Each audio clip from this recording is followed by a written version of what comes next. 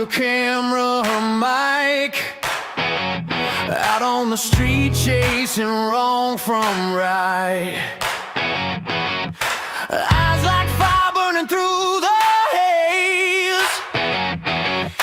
Truth is a weapon, cuts through the maze. Some call her trouble, some call her brave. Digging up secrets they tried to save. A real deal around town. She's breaking it down, spinning the wheel, exposing the sound. They despise her, they praise her, but she won't slow down. Real deal around town. The truth's her cry.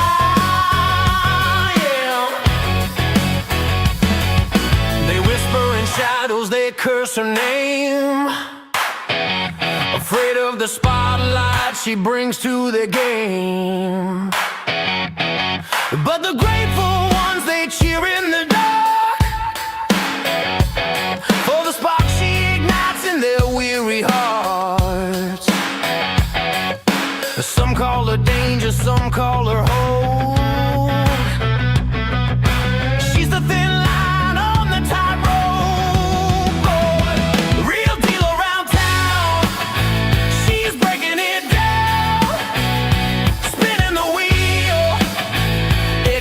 The sound. They despise her, they praise her, but she won't slow down. Real deal around town. The truth's her crown, yeah.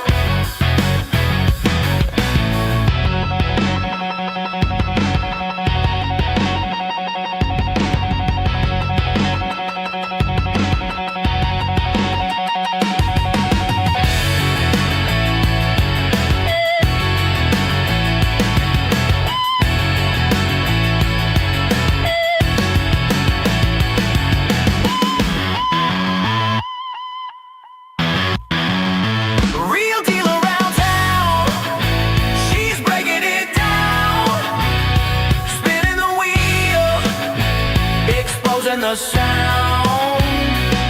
They despise her, they praise her, but she won't slow down. Real deal around town. The truth's her crown, yeah. The truth's her crown, yeah.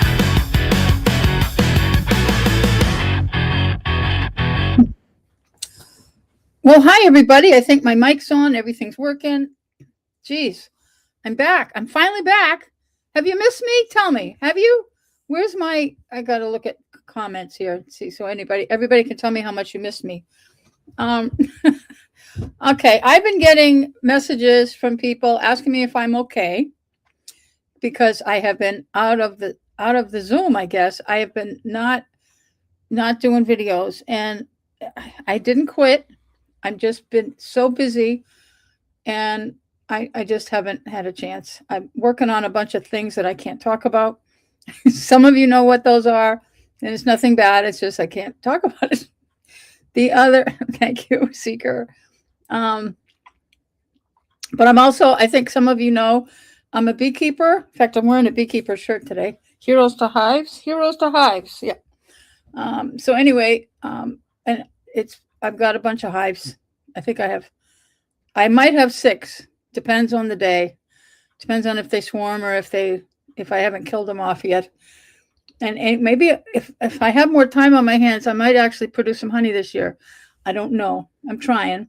But anyway, that takes a lot of time. So every nice day, I'm out there. And I got sidetracked earlier and didn't get out there today. And it's a beautiful day. And maybe tomorrow, although I have a dentist appointment tomorrow. You know, it's just, I'm retired and I'd never know it. I don't know how I ever had time to work. But here I am. I'm back. Real Deal is back. We're here. But the Conservation Commission is going to be starting up shortly. I also got calls. Cindy, are you doing the Conservation Commission meeting? They're going to be talking about the Historical Society and the trees again. and that they're trying to walk a very fine tightrope. And I have it on no authority whatsoever that it might be an interesting meeting. I don't have any, I can't validate anything. I just have a hunch that it's going to be an interesting meeting, but we shall see. What else is on the agenda? Oh, not a lot of interesting things. Where to go? I got to find it. Where did I put it? I've got multiple.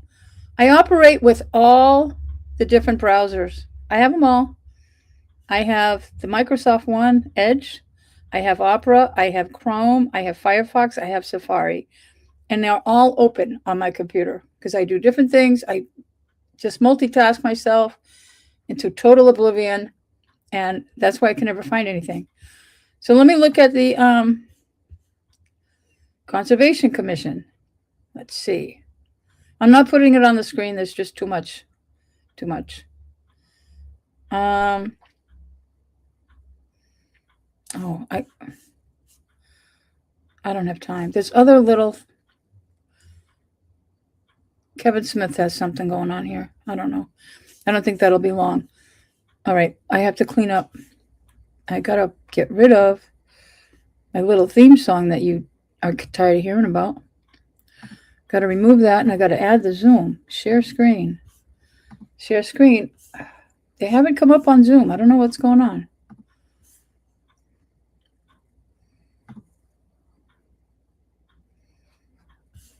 And I'm the only other human who has joined.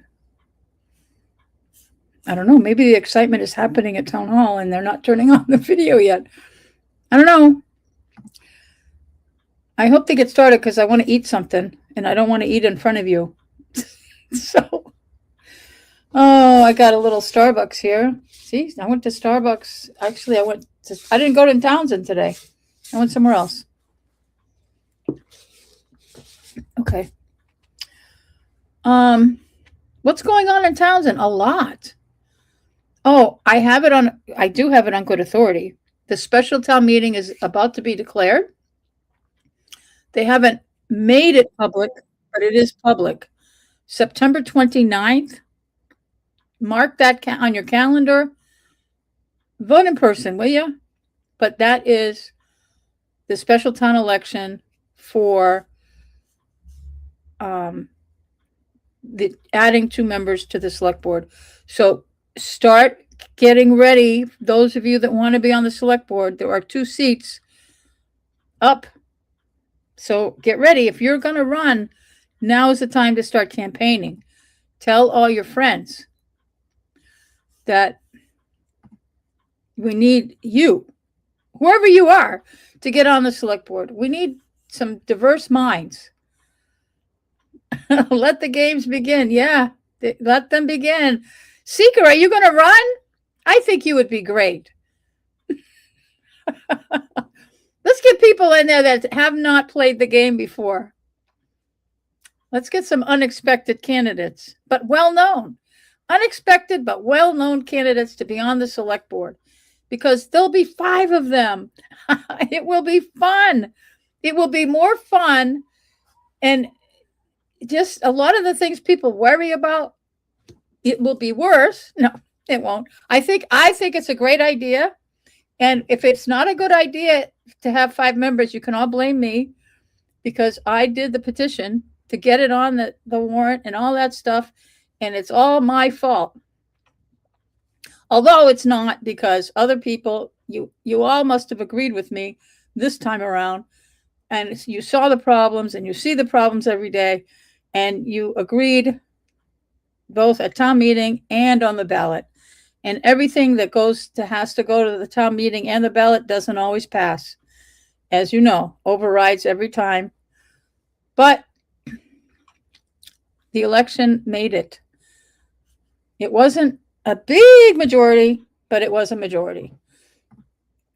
And I have no idea what they're doing. Okay, we've got somebody from Dillis and Roy coming up. So that must be about whatever Kevin Smith is doing. I don't know what they're doing. They're 2 minutes late. Somebody call down the town hall. No. Somebody go down to town hall and see if they're okay. um, yeah. There's no public comment on the issue regarding the Historical Society and the trees. That is a lot of people have a lot to say about the trees and historic societies. Oops, with cutting down too many trees and the potential of impacting wildlife and the health of the harbor pond and all that. If you follow the salamanders and the places where wildlife lives around the year, all year, through their whole life cycles, if you follow that, this is really pretty important to those of you that follow that kind of stuff. And it's pretty disappointing, to say the least, that some of this has occurred, because all these trees came down without adequate permitting or permissions. Jesus, cars racing around my neighborhood. I don't know if you can hear them. Boy. All right, I'm trying to find filler. What else is going on? Somebody asked me, Gary Shepard's hearing is still on. I think it's June 16th. I looked it up earlier today just to make sure. Still scheduled for June 16th and 17th with the Ethics Commission. For those of you that want to know, I got it on my calendar. So I'm going to do absolutely everything in my power to make sure I am live streaming that meeting or that hearing. It is the hearing. That's the hearing. And David Vigeant did not go to a hearing. They did a summary judgment. This is not the Candice Pruitt, who is my superhero. She's the equivalent of a prosecutor. She's not. I'd like to call to order the Townsend. I'm sorry, I'm going to have to stop talking about that. For Wednesday, We're going to May bring them up. 2026 at I don't know what they're doing. 7 p.m. Let me bring them up. Sorry. Excuse me, could you please turn your video on, please? Yep, sorry, Harley.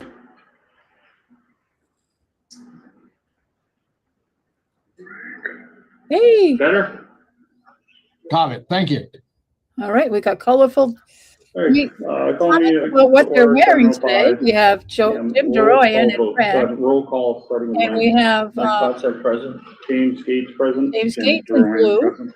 Oh, red is the color. Mike, you mind? What color? I'm impressed.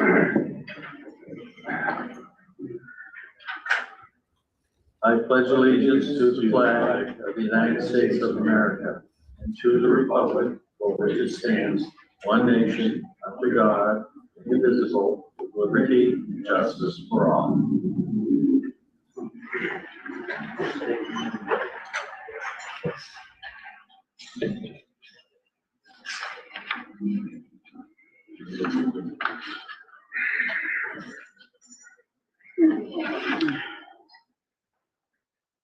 This meeting is being recorded. Is anyone else recording?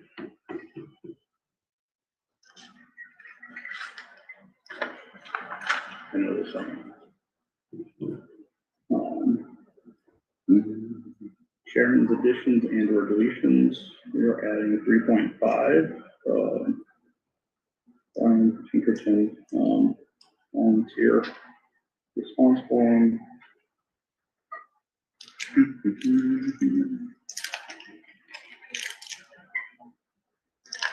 You weren't able to get sworn in this week?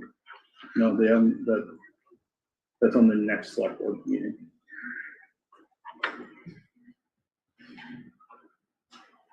We've already talked to the chair about that.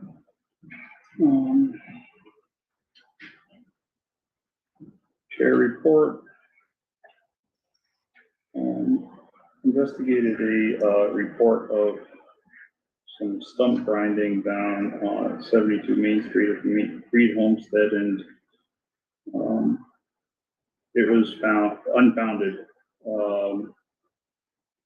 And there were several reports of it, one from one of our own commissioners, Sandra, and again, nothing had been done.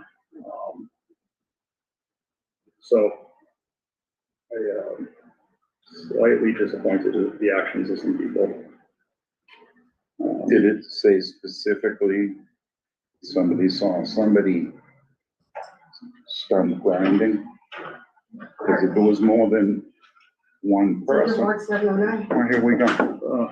Catch your breath, say it again louder, please, because I know Colby won't be able to hear it, or anyone else probably can't. Me? Yes, please. Oh, Sandra Ward, 709. And I said, pardon me.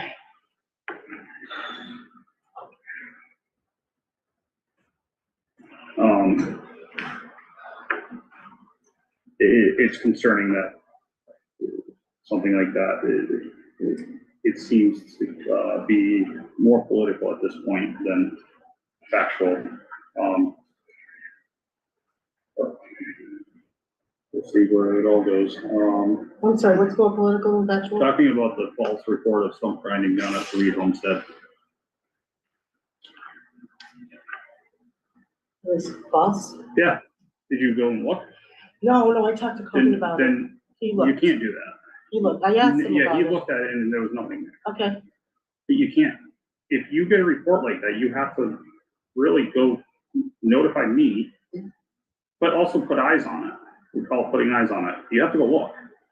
because I thought you couldn't go look at something unless you had official permission by the, It's the Reed Homestead, it's Property. just as much a public piece of property in town than the common.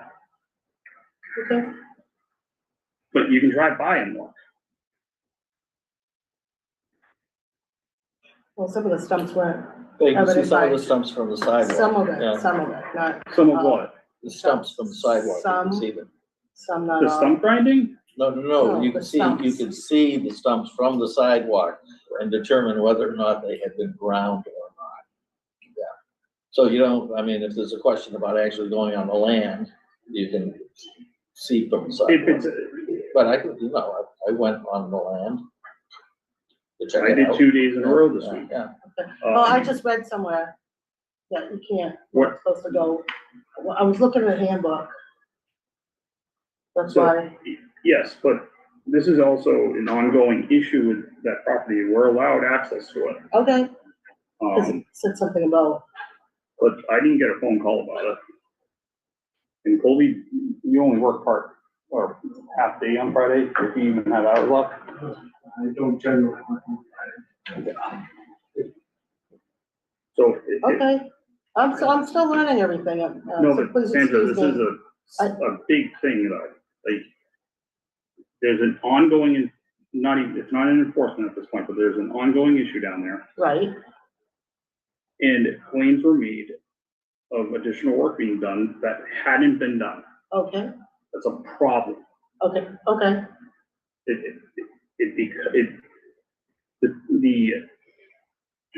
From anyone on the outside looking in, it is more looking like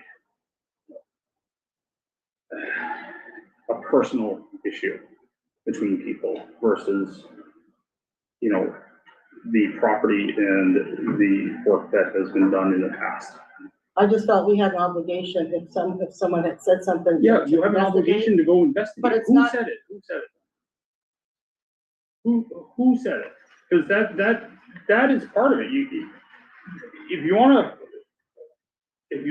to report it, a violation to the state, you can report it anonymously, anonymously. Okay, With that being said, you didn't even go look at it. You email Colby, that's an hour. what? Good thing the camera's not there, Colby. Okay, so I looked at a document that said you can't do unauthorized site visits, so, But I didn't get a phone call with a clarification. Like, why wouldn't, you could have called me. find your phone number, I didn't save it. That's a problem, so I need to get your phone number again. I know you know people who who would have my phone number. I never even thought about that. This is becoming, It's nothing personal on my part. I was just I trying to understand follow that, up and something. that's what I'm concerned with, is that you're being used as someone to deploy tactics. I would hope not. Well, you reported false information. That was not my intent. I was trying to get this investigated. Well, I hate to use the word investigate. I mean, try and find out more about this.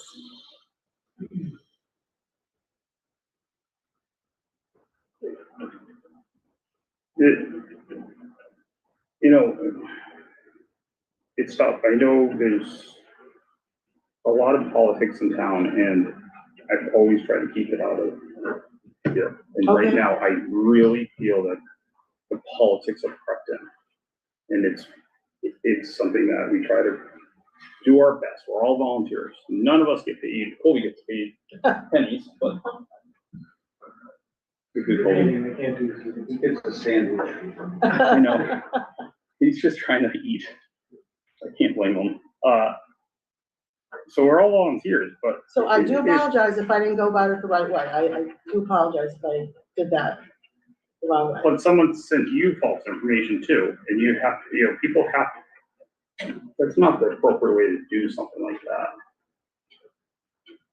I mean, the person that told me, Yeah, and I'm not gonna push the names, but it's frustrating. You feel as though you should not mention the individual who brought this information to you? If there's a reluctance, there must be a reason behind the reluctance. well, I feel that if someone tells you something and they don't want their name to be known, no matter where it is, I guess it's called like a whistleblower. So I honestly, I hate to name someone's name, like, you know what I'm saying? It's a whistleblower if it's factual. But I didn't know. I mean, I thought it was factual. You went down there. Did you see any sun grinding? Colby, you went down there and took a look at it after you received a voicemail from Mary Jane. Yesterday, I didn't see any ground stumps, but after you received the voicemail though, and the phone call. the email, Who did you receive the voicemail and the phone call from? I don't think there's, is it? Mary See, Jane. I kind of thought, I feel the same way because, But when it becomes political, it becomes a witch hunt. It needs to be known, because that's what it's coming down to. We're tying up town resources that we can't afford to tie up. well, it's certainly not my intent. I'm trying to do the best I can. I want to do a good job, do due diligence. And that's all I'm And I trying to believe do. you.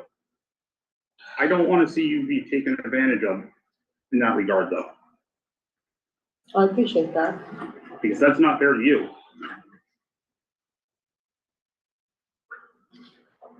Mr. Chair, if a commissioner requests and asks him a question just now, the reluctancy to give me the answer, I disapprove of.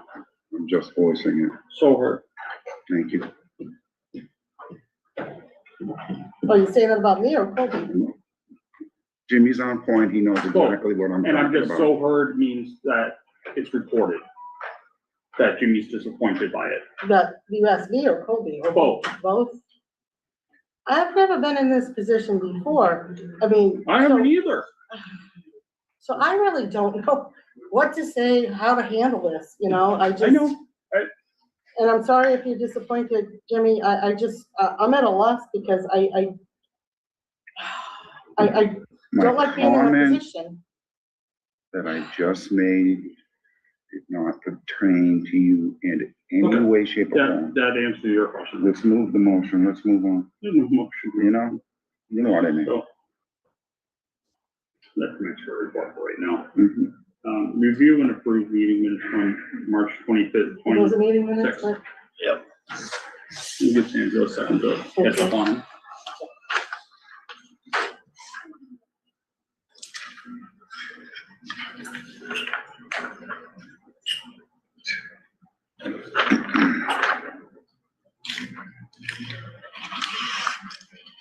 Oh, yeah, my name wasn't on this one. No, but you can, Just let you know, it's not. It's, right. What do you mean?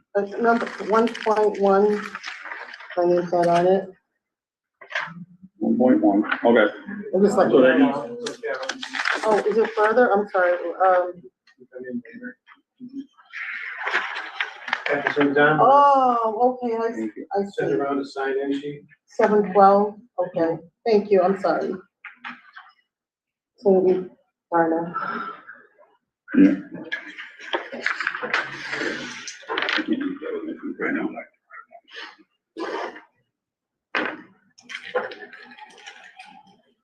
Let us know when you're ready, Sandra, no rush.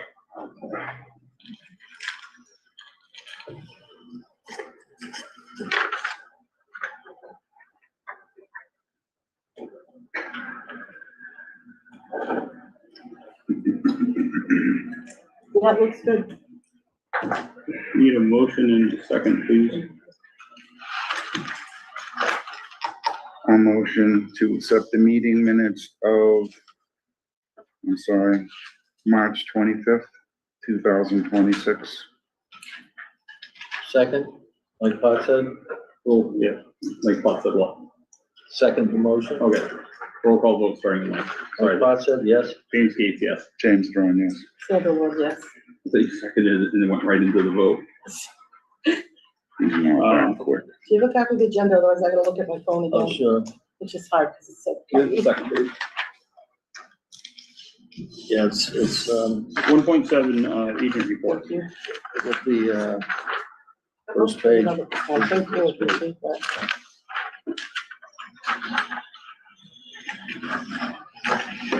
Whenever you're ready, Colby.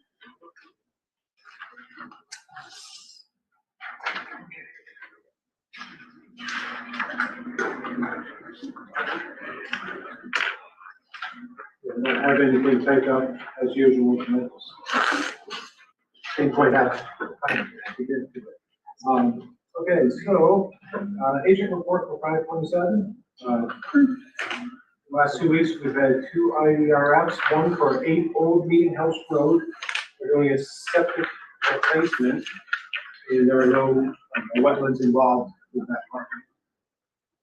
22 Haynes Road, is being subdivided, and, it's property 34-81-1. There is and this is, there's a map in there if you care to look. There are wetlands on that property, but the proposed work is outside the buffer. So when you say they're subdividing it, are they building a house? Yes. Thank you. So it's one house lot becoming 2 house lots. I've had I want to mention this because it's been a few conversations with the owners of 3 Briar Way and their engineer.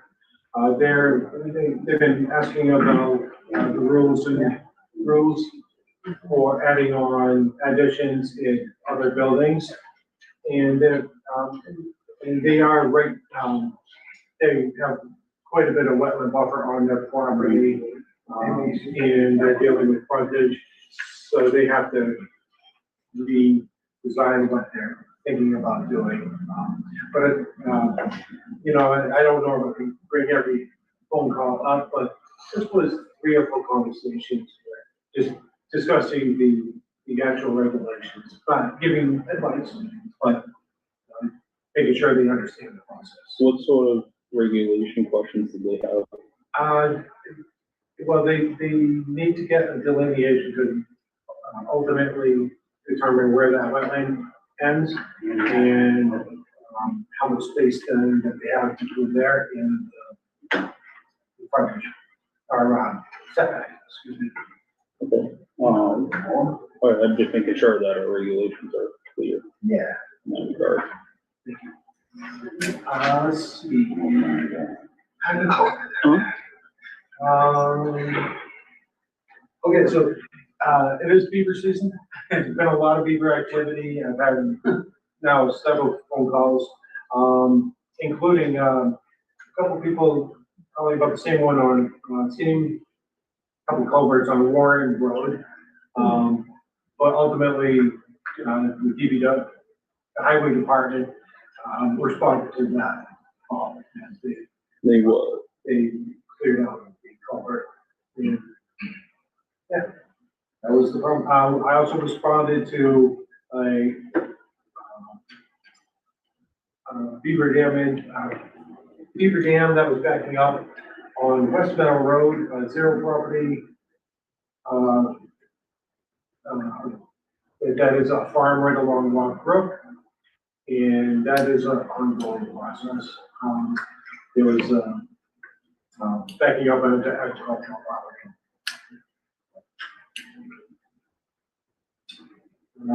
Yep, I had visited 74 Haynes Road, might remember or not.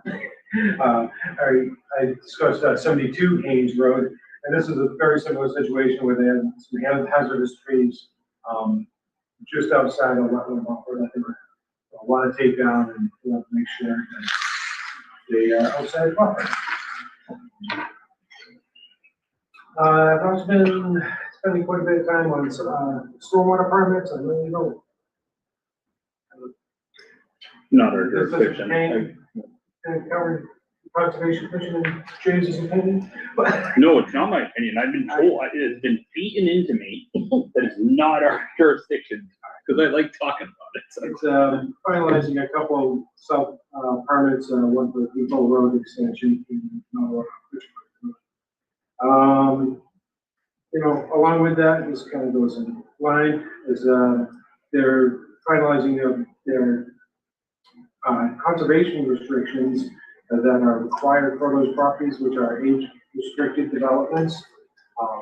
It is it's within the bylaw that they have to have a CR on those properties.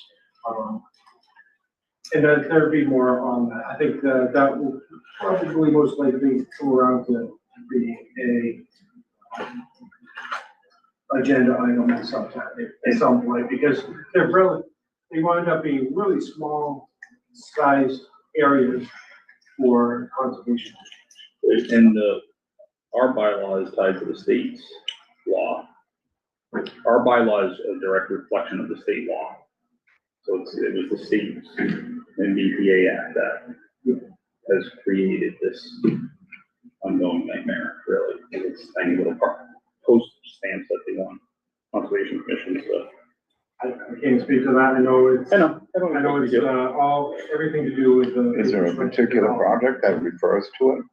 That Age restricted, low income, that sort of stuff. So Depot Street, the one Elmet is doing, those have little postage stamps. What are they, a couple thousand square feet, Colby? Quarter of an acre. More than that, they're quarter to half an acre, some of them. Isn't it like usually in the middle of the project or? The town that gets designed by the developer. It could be on the outskirts, which a couple of them are. There is one in the middle. We'll take about. Does the state have Entirely up to the a number, property owner. a size? I'm sure they do. I don't know what it is offhand. Moving on, quick, I think it has to do with the units and that's the size of it. into the square footage as to how many units, as to how big the area is, right? At some point, the planning board voted for us to hold them, the CRs. Planning board? Yes. Sorry, Colby, I just That's given more that background. wraps it up.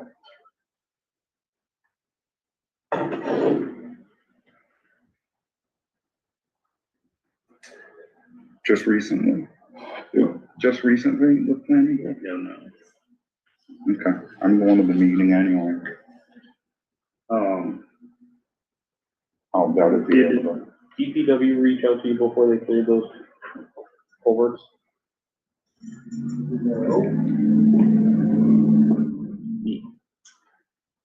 I didn't hear that. No, the DPW did not reach out prior to clearing the culverts of the. Next question is, have they applied for a permit to trap them? No. Okay.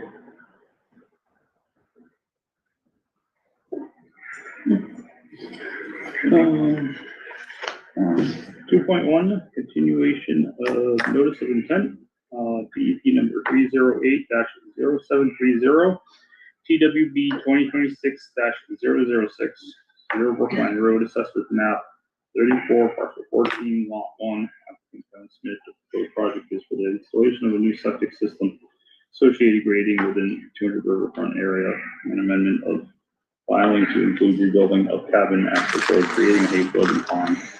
Approximately 7:15. It is 7:28. Hi, Frank. Good evening. I apologize I can't be there, but I had a previous commitment that ended right around 7. So Zoom has to work for tonight. I wanted to give an update on this project. I'm working on a plan set to document what's gone on in the property, and it's just unfortunately been taking me a little while to get everything pulled together. And we had continued last meeting, and I wanted to kind of give the commission a quick rundown of what I found out there. So what you can see on my shared screen is the 2025 aerial from Mass Mapper out at the site. This is the pond that was built. This is the area that was cleared for, I believe, a pumpkin farm, and then the cabin is at the location of my cursor here. It looks like I'm going to jump back through the aerials that are available from DEP. 2023, you can see the pond is existing, the irrigation pond, as well as the field. However, no work has been done on the cabin. 2021, same situation. It looks like this is when the irrigation pond shortly after it was constructed. And then this area had been cleared. And then you see 2019, that's the latest available aerial that doesn't show the pond or the clearing. The plan set that I'm pulling together for the commission, I've pulled in historical LiDAR, which is aerial topographical information for the property in the project area. I've pulled that in for 2011, which is the as far as the contours go, that's the latest one that doesn't have the pond. And then I've pulled in the most recent LiDAR, which I believe was 2023, which shows the pond. And I've sketched in the clearing, and I have a plan showing all the other proposed improvements, including the septic system. So I'm working to get that finalized so I can get that into the commission and get this moving along. We have wetland delineation out on site of there's a rather large kind of wet area in here, as well as You got it. I wanted to see where the delineation was being.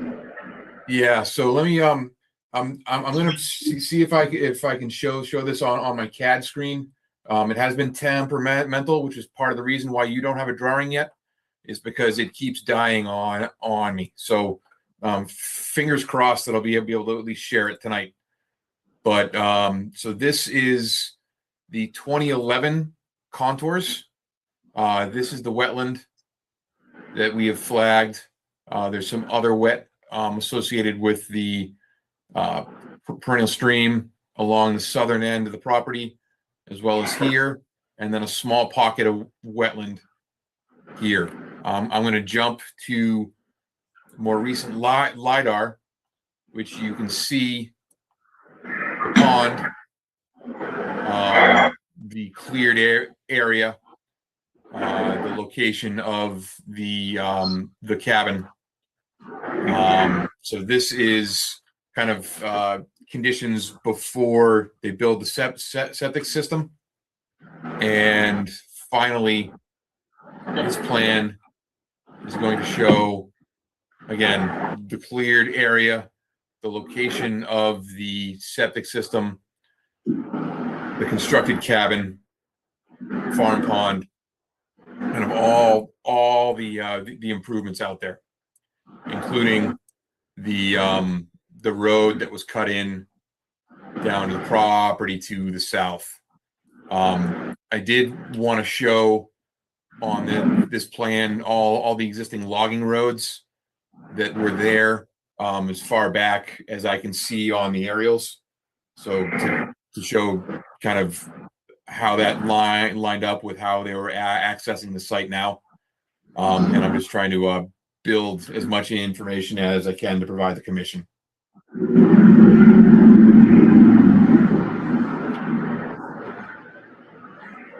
Any questions from our commission for Colby? I didn't hear you. Sorry. Other questions from commissioners, Colby? Again, I know it's tough when you haven't had a plan to look at, so I apologize for that. Frank, 2019 is basically the date where the pond came to fruition, per se. Sometime after 2019, between 2019 That's fine. and 2021. All right. Yes. Very good. So I was under the impression the cabin was there all along, but then was. The foundation was. There was an existing foundation that has since been reused, and they built the new cabin on top of that. So you can see it. Here's the location of the cabin from the 2025 aerial. You see this kind of rectangle here. So I'm going to flip on. So the foundation is somewhere in here. You can't really see it in the trees, unfortunately. It was overgrown. It doesn't show up in the 2021 either. Or 2023.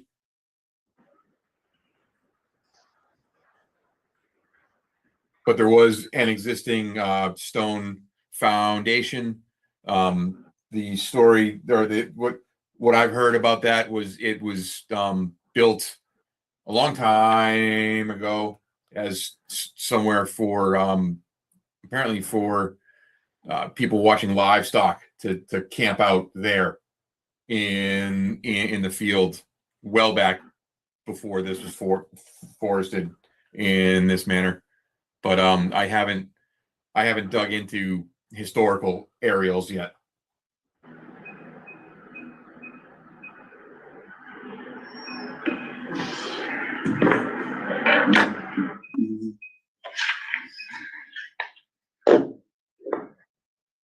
Thank you, Frank. I know there are some of the letters here. Questions? You want me to lead the way?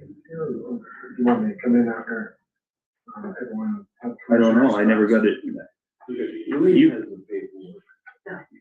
Yeah, so, When did you receive that? yeah, I have it in the email. They didn't get that. Yeah, I just brought it up.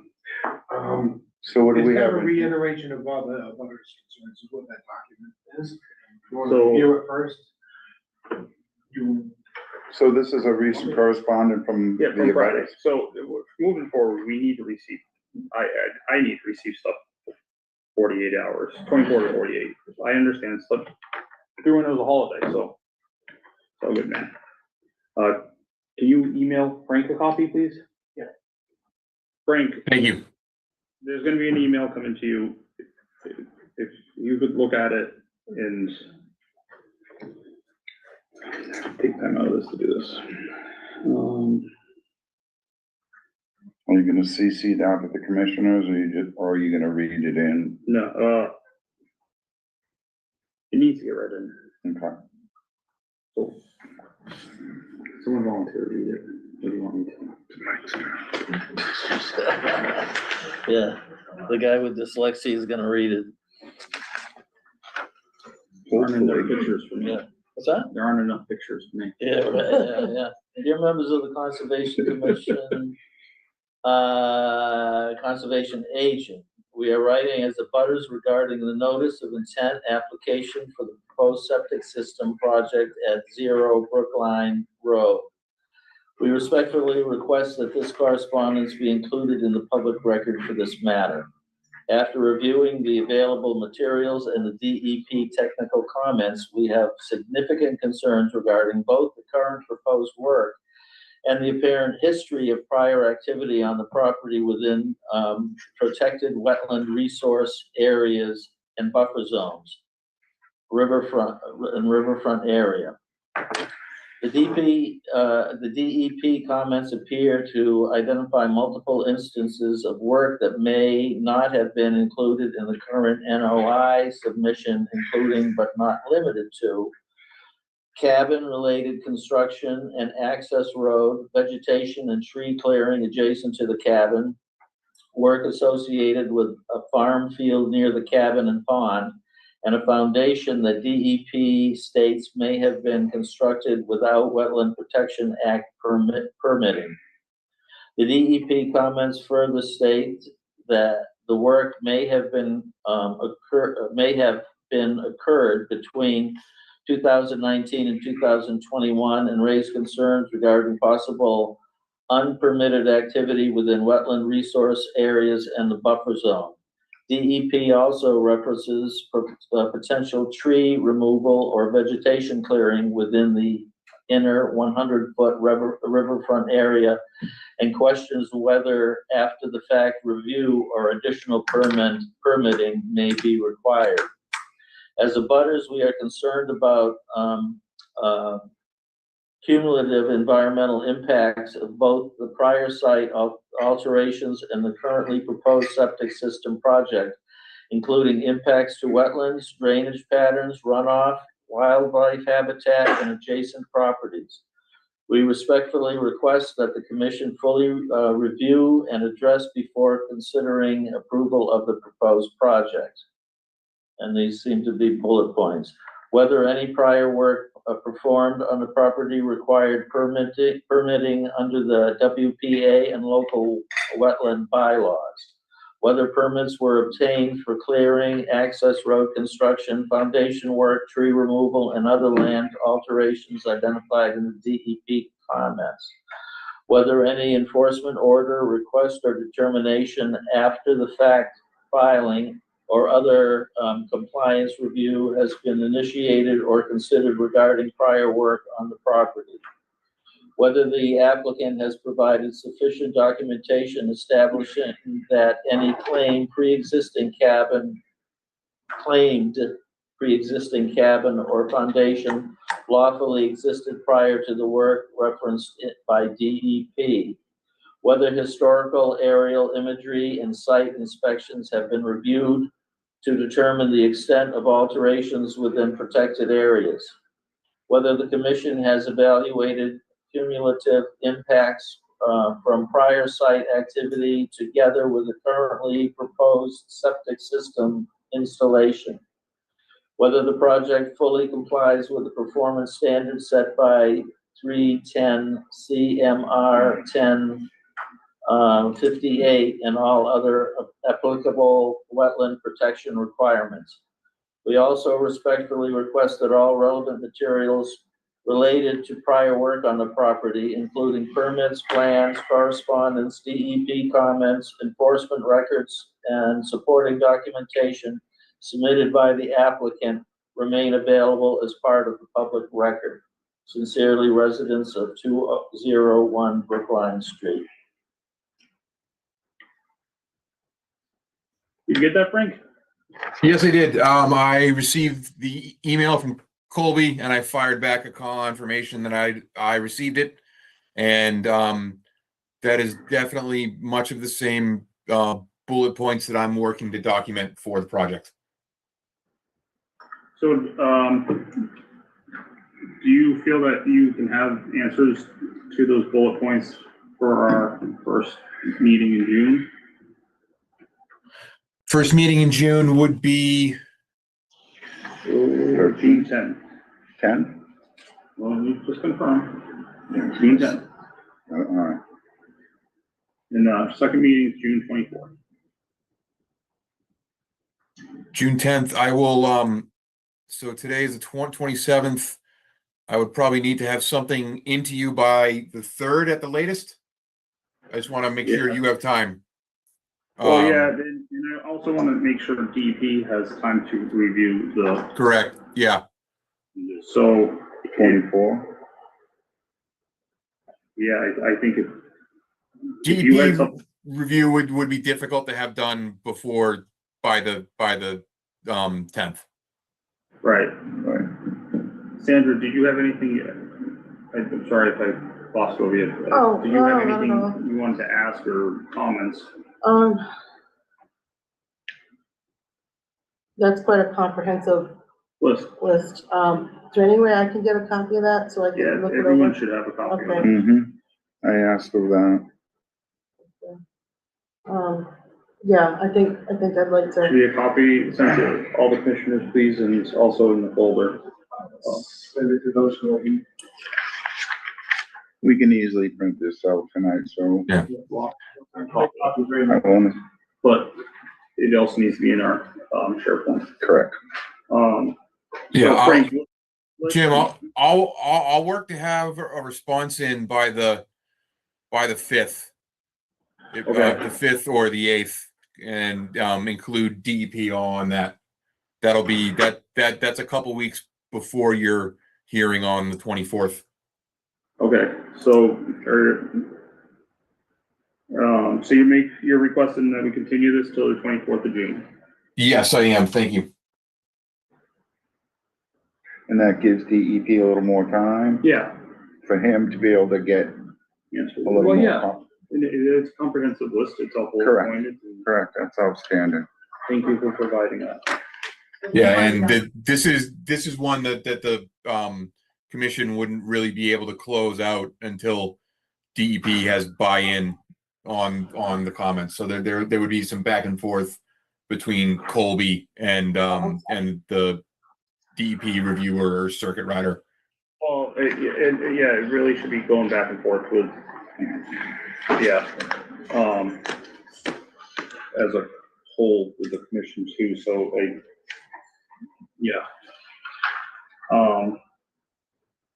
so is there a motion to continue this hearing to, or? I have just one quick question. Yes. Lauren, you put this together? Okay, thank you.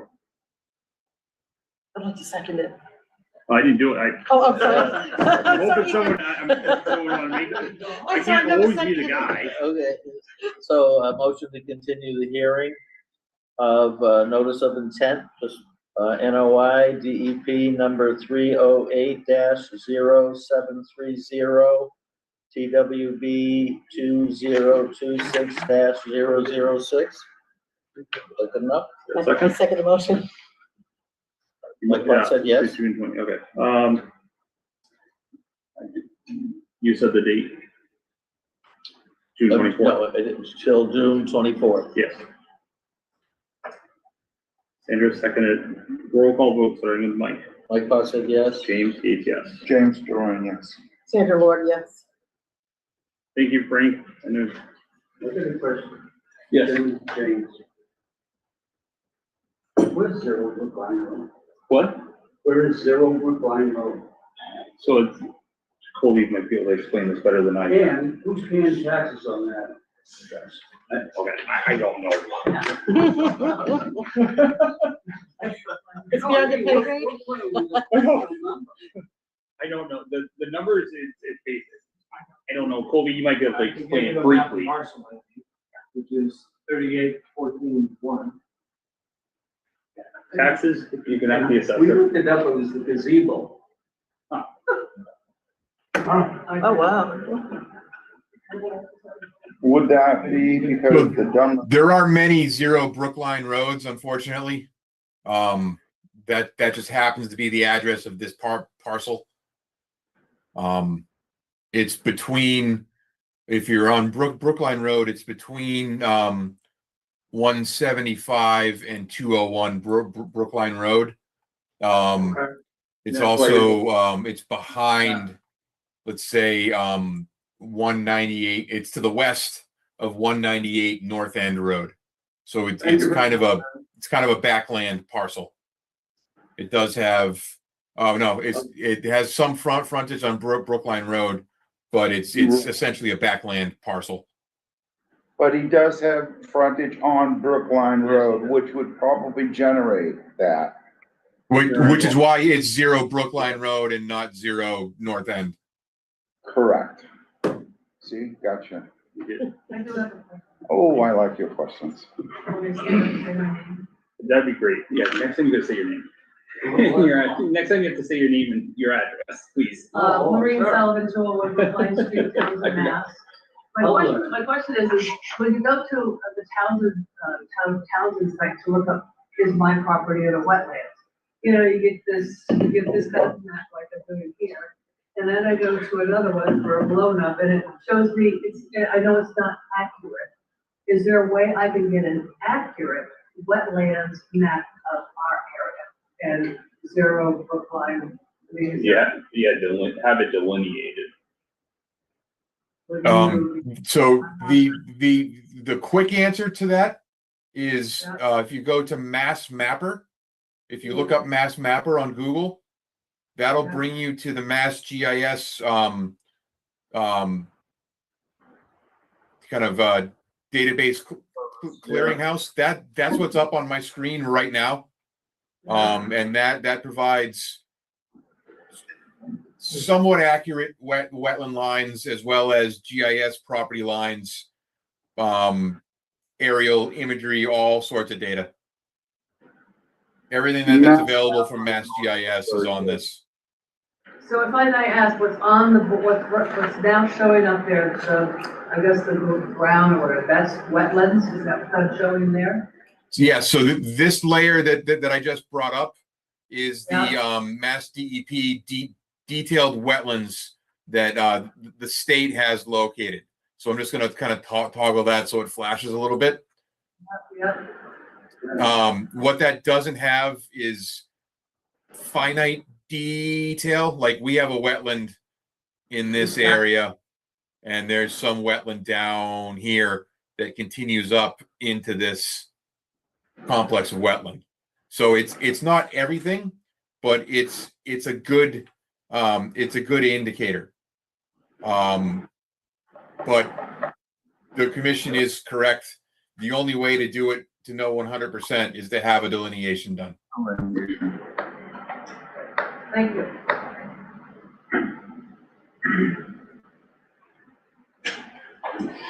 Do you think they built your condominiums in the swamp? Oh, I think they are. We're surrounded by swamp. All right. Right. Thank you for joining us. Thank you very much. Another night out at the end of June. If I have more questions, I can. And if you don't mind including myself, my email's from the please, or just the conservation email. And Colby, then I'll see you. All right, thank you. Thank you. Thanks very much. We should clean up our table. We have guests. Thank you, ladies and gentlemen. Thank you. Thank you.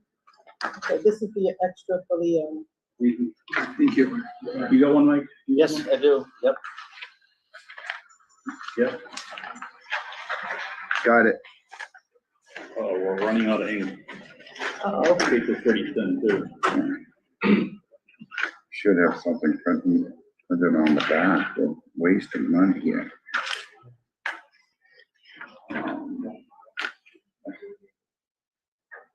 Ready for the next one? It's good, it's only 7:52. 3.1, Townsend Historic Society, 72 Main Street. Discuss cutting of trees and vegetation within 200-foot riverfront and 100-foot wetland buffer, possible remediation plans and development, consequences of an after fact filing. There will be no public comment at this time. I know Frank is here, and Bill is here. Bill has hired some help. What was? So, would you mind if I speak first and I'll introduce? Yeah. You want to go to the table and? Yeah, you want me to come to the table? Come to the table. I think one thing before Bill starts in, I just want to give an update, real quick on the engineering plan side. I have been working with the attorney for H&V to get kind of a license to do work on their property. I'm assured it's forthcoming, but I haven't received it yet, so that's kind of been a little bit of a delay on my end. I didn't want to submit anything back to the commission after that first plan without having that other bit of information in my hand. So that's why you haven't seen anything from me yet. And I know there are some other things that the Historic Commission would like to discuss tonight as well. So with that, I'll kind of step back a little bit. Oh, Frank, actually, real quick, an update for 80 Main Street. Yes. So the amended septic plan. Right. So 80, I've been working to dig through our septic plans. We have, so what ended up happening here was at one point, and I'm looking at I'm sharing the wrong screen. I apologize. At one point, the septic system for 80 Main Street was going to be going in this, wedged into this western corner of the property. That caused problems on a number of levels, including the Historic Commission wanted to use that area for future parking area. And because of the elevation of the septic system, that wouldn't be feasible at all. What we've worked out with the Historic Commission, as well as an abutting property owner. Frank. Yes. Great. Historic Society. Society, I apologize. Townsend Historic Society, yes. What we've worked out with my client as well as an abutter is the septic leach field for the church is going to be on the north side of Main Street. So this area would now be available for that future parking that they want to have there. So we told Jacques at I don't know, a couple meetings ago when he was here that there just needs to be an amendment filed for this plan, because there was floodplain storage associated with it and other calculations that I just want to make sure are recorded. Addressed. So, yes. Yeah. I was digging through our file for this property, just trying to find the right plan to amend to send back to the commission. So I'm working on digging that out, and I hope to have something for you for that next meeting. And this refers to the septic going across the street. Just the update of the church. Correct. So the everything, basically we're pulling work out of your jurisdiction. So that leach field is now gone. Right, but one of the things we told Jacques was, and I really need to back off from talking about 80 Main Street too much because it's not on our agenda. It's 72. That's true. But the tree cutting associated with 80 Main Street should be addressed in the amended plan. Understood. And I do need to get back out with Colby to make sure that my numbers and his numbers match. as far as what got cut down, because my plan had been based on my notes, and I think he had some additional trees. So I need to make sure that what I have matches what he has. So I'm going to be setting up a time to meet with him. I meant to do that earlier, Colby, but the weeks are getting away from me, unfortunately. So they've got to go out and do another stump count? Yeah, Because they couldn't. no, I missed count some of them too.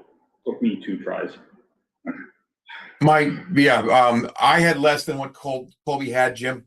So I need to make sure that my numbers match Colby's. Yeah. No, so I had the same, so now we're talking about 72 main. 72, yes. So I had a similar, encounter where I went out yesterday, looked at them, and I had missed, several of them. So in the numbers that Colby had with the map that he drew, match. But, And we did have some stumps that were cut that were not next to the Reed house. Wally had Well, just topped 2 of them, but they were old stumps from. okay, that's what I was wondering. Yes, I had but- pointed them out to Colby, so we were aware of them. Okay. And there are some that are outside the 100 foot as well. Okay. The one at the, Right right next here to where the my building. cursor is, that one bordering, it's like 92 feet from the water, not from the wetlands, I didn't go, but I wasn't gonna go get covered in ticks either. So. Okay, Frank, or Bill, or. Yeah, please, Bill and his anyone else there, please, I think step in at this time so we can. Let you have the floor. Okay. You're ready. Yeah, so I'm gonna go back, because this is a sort of a complex story that we're telling here, because you're talking about the Townsend Historic Society. I know we're on the agenda, but in order to understand what we're doing as the Historic Society, you actually have to understand 2 other nonprofits that are involved in a group project. So one of them is Quantico Greenways, which owns the MBTA, which controls the MBTA lease, so owns a lot of that property back there. The other one is Shlamia. Shlamia is Lightfoot's nonprofit, Indigenous Landscapes, is that correct? Indigenous Landscape Initiative. Initiative. Okay, and we have been working with Shlamia for over a year now as Quantico Greenways. That was the original partnership, was just those 2 nonprofits, not the Historic Society. And she approached us with some very interesting ideas about restoring native plants, removing invasives, and doing it in a way that is also informed by indigenous knowledge. And I'm going to have her talk about our plans in a minute. But I just wanted to give you a reason why she's talking about it at this meeting. So originally we had a thought that she would do a bunch of work on the rail trail land, which is along Harbor Pond there. That was our first target. And indeed, that project was underway. And from the point of view of the Historic Society, we got involved because we got into the issue with the trees being removed.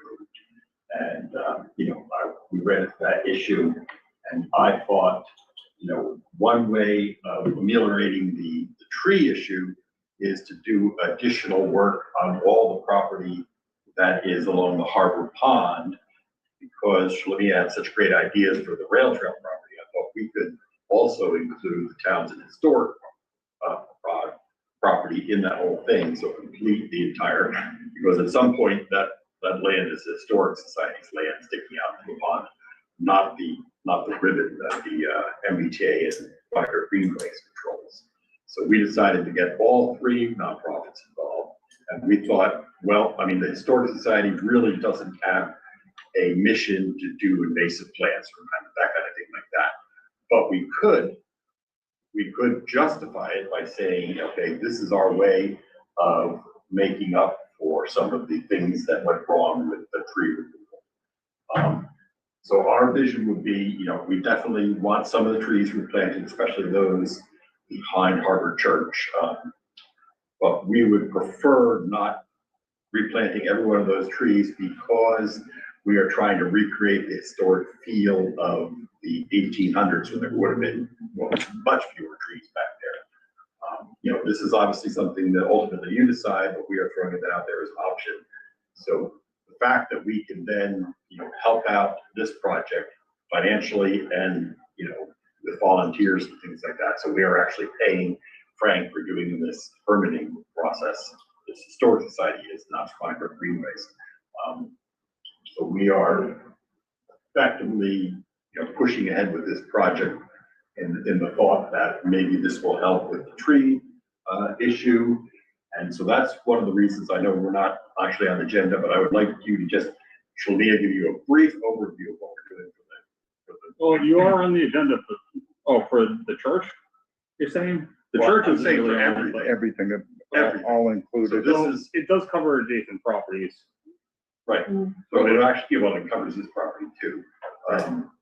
So that's one thing I just wanted to have her give a very brief overview. You know, she's not doing the official filing yet, Sam, as Frank hasn't gotten the official filing yet, but this will all be part of the same filing, you know, the tree issue, the invasive plants, hopefully, as long as you guys accept that can be something that is a substitute for replanting every one of those trees.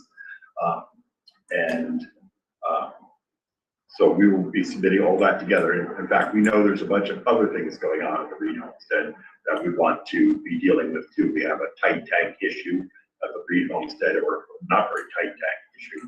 Reed has heard the shock. So there is a bunch of things going on that we would like to have Frank work on and put all together. One thing that we would like to make separate, because there is a time constraint, is that permit for putting the scaffolding in the Squanico River. For the clapboard. Should be separate. Yes, that's an RDA that, I'm under contract for, Bill, that I need to get into the commission also. Yep. So that is a separate thing. Yeah. Yeah, so I just want to be clear, that's separate because they're actually putting the siding on the cooperage right now and Right. getting towards having. It's getting three close to sides time done. to get that. So yes, I RDA. know that's Frank's Yeah. issue, but I just wanted to make that clear that we've got a bunch of things going on, Reed Homestead. We're combining them all together, we'll hopefully just do a single filing. That's what we agreed, Frank, right? Single filing for most of that stuff. Yeah, except for the scaffolding is obviously Right, already scaffolding separate is property. That's why I just wanted to be clear. And that's why I said the church is an amendment, because it's a separate property, so. Okay. Do you have any idea how close they are to getting ready to get the scaffolding in? I Well, mean, be careful. just an idea, they're getting that close, so it's, Weeks. I'm okay. gonna get that in then. Yes, I do. I said that so they would understand if it's in a couple weeks, it's coming up quick. Yeah. Receive. Okay. No, Really no- think I that's- understand that's looming, Jim. So would you guys like to listen to? Yeah, of course. Brief talk? So she's a very interesting person. I don't know if you haven't met her yet. I don't know if she wants to. I mean, I don't know what question, I'm happy to tell you about the project that we're talking about, That'd be, yeah, great. okay? You want to show them the map? I think not now. Yeah, we can grab the map. I think the map We really. don't wanna put pressure on you, then. Yeah. You could just give it to Bill and tell him to do it too. You Yeah, could. you did.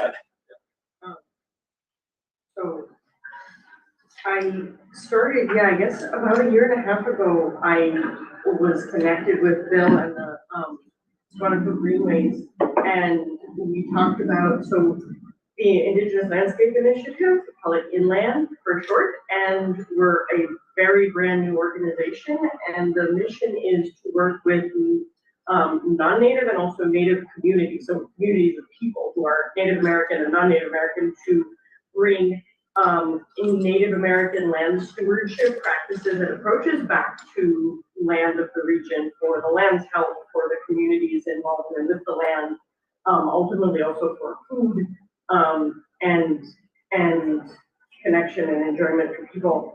And we were talking about doing work on with some of the land along the rail trail.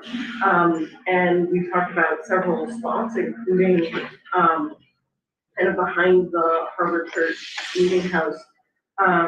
And we talked about approaches to invasives and doing, invasives work as one early step, ongoing, but also early step of stewardship.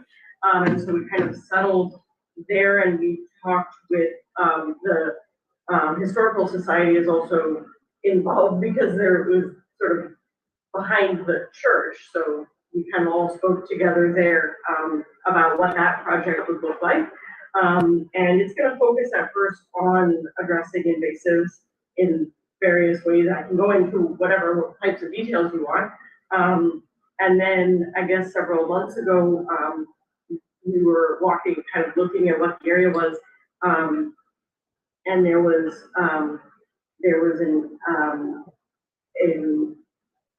we kind of delineated what the boundaries of this project would be. I don't know how much detail you want. I don't want to waste everybody's time. Well, you're not wasting time at this point. We've gotten into this and. Yeah. Sounds interesting. There was But the invasives they're a concern of the commissions and, of the community. there are a lot of them there, and there are also a lot of really exciting native species. But yeah, so then we were walking, there was an area that Bill was like, well, you know, that, like, we stopped here, I'm not sure whose parcel that is. And then when I was going back, we were working together on a grant proposal, which I have a copy if you'd like of the grant proposal. But I was looking at the maps, the Mass GIS maps, and it was this area here. I'm trying to show you. What, about a hand? Sure. Yeah. Yeah. That's old guys. And this is the Not dark for you. part is the project area. Okay. So it was this area here, that I then was looking at, and I was like, well, that's Townsend Historical Society's land according to Correct. this. I don't know how, I mean, at least according to the Mass GIS delineation, that's what it was. And Bill said, oh, sure, well then, you know, let's include that too as part of the project. So now we're talking about working with this whole area here. Sandra, if you want to see. Sure. But really, in the overall big picture, anything in the regards of removing any invasives, anything involved in, you know, trying to generate some of the older non-invasive plant life and encouraging it and getting it to grow, I mean, shouldn't I be. remember growing up in the 90s and fishing on the pond, and you could walk up almost Absolutely. the entire Yeah. length of the Reed homestead, and now you have this little path down to the water to fish. We have got a lot of invasives that they are very aggressive, and they have just taken over areas and drove. What's You know. fascinating is why, but that's not necessarily for today, but why they're excluded now is a whole question. So one of the things that we like to learn is the trees that were cut down, in your opinion, because you obviously saw it, you've been working with them for over a year. You know, your professional opinion on were those the right trees to take down, or is there a net benefit to those coming down? As a just a one question, but the extent of the invasive removals, your methods, and do you plan on starting and completing a section and then moving on once, you know, something's been reestablished, or invasives removed and plants natives reestablished, or yeah, I guess your method. Yeah, so I don't really even know which trees were removed and where exactly I mean, I was walking around there the other day and I noticed, you know, some stumps in different places, but I have not really been brought in on that conversation. So from the stumps that I noticed from where I just happened to be walking the other day, they were closer to the house, then we would be working. So kind of not directly relevant. One of that, I mean, in terms of I'd have to go and really think through, because we hadn't been planning on working all the way that way up toward the house. So there, yeah, there's some right along the edge of the lawn, where the buffer is. And yeah, I emailed myself pictures, but, I found that a bunch of the stumps that are close to the wetlands, they looked diseased or dead. Mike, you were able to look at it. What were your thoughts? There were 4 of them. It was a mini pot, Yeah, mini brook. And 3 of them, the evidence would indicate that, they were either dead or dying. There were huge slabs of bark that were lying on the ground near 3 of them. One of them I wasn't quite sure, but 3 of them clearly showed that they were old, they were dying, if they were already dead.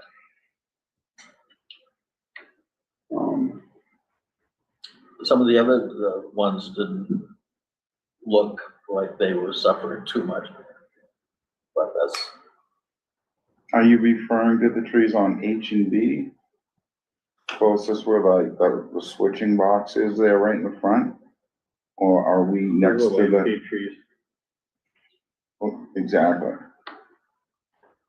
So, The Verizon box, the green box next to the road. Oh, I didn't notice that. You missed them like I did. I looked over and noticed stumps there that were relatively small, right? Yeah, they were, what were they? they were Arborvitae. just abrevieties, they were an ornamental. Yeah. Non-native to our area, really. I think Jimmy was more asking, what are your methods of removing these invasives? I mean, Yeah. I attacked a large area, acres of it. It's not a small, simple project. No, it is not. I mean, if you feel as though you can go in there with volunteers and hand clippers and pull and yank and tug and put them in the wheelbarrow and slowly do it, you'll be there for 100 years. Yeah, and then how long do you think a project like this would take? That's a really good question. So I will be able to tell you more probably in the next 2 to 3 weeks. We're having 2 experts in invasives and in indigenous land stewardship practices. One of them is native, one of them is non-native, but they're both kind of experts in this area. And we're having them both out hopefully in the next couple of weeks to come and look at the area and write up a plan, sort of assess what's there and write up a plan. I've been talking with them about what I've been seeing. But really the next step for the project is for them to come and really look at it and write up what they were gonna write about that. And then I'll be able to tell you more. Would you guys or Colby be interested in, us let you know when that's happening and then? Yeah, that'd be very interesting. Would that be okay? Yeah. I imagine so, I mean, I don't know, but I don't know. And Yeah, we have to obviously be careful how many of us come, but the I'm out. commissioners.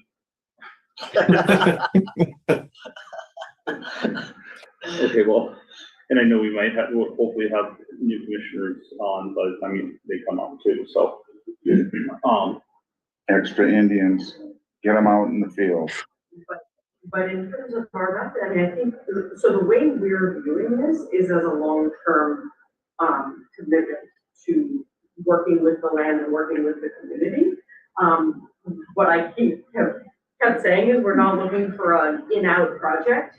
Working with the land is a long-term thing, and one of the things that we learned from indigenous practices is you don't just do something and then the land is good and you just ignore it, right? They were constantly working with the land to keep it healthy. It takes a lot of time. And so you go in and you work on some, and we'll see. I mean, I think I'm hoping that our capacity will build up over time. So we'll see what we can do. We've got a grant that will allow for one event over the course of the summer.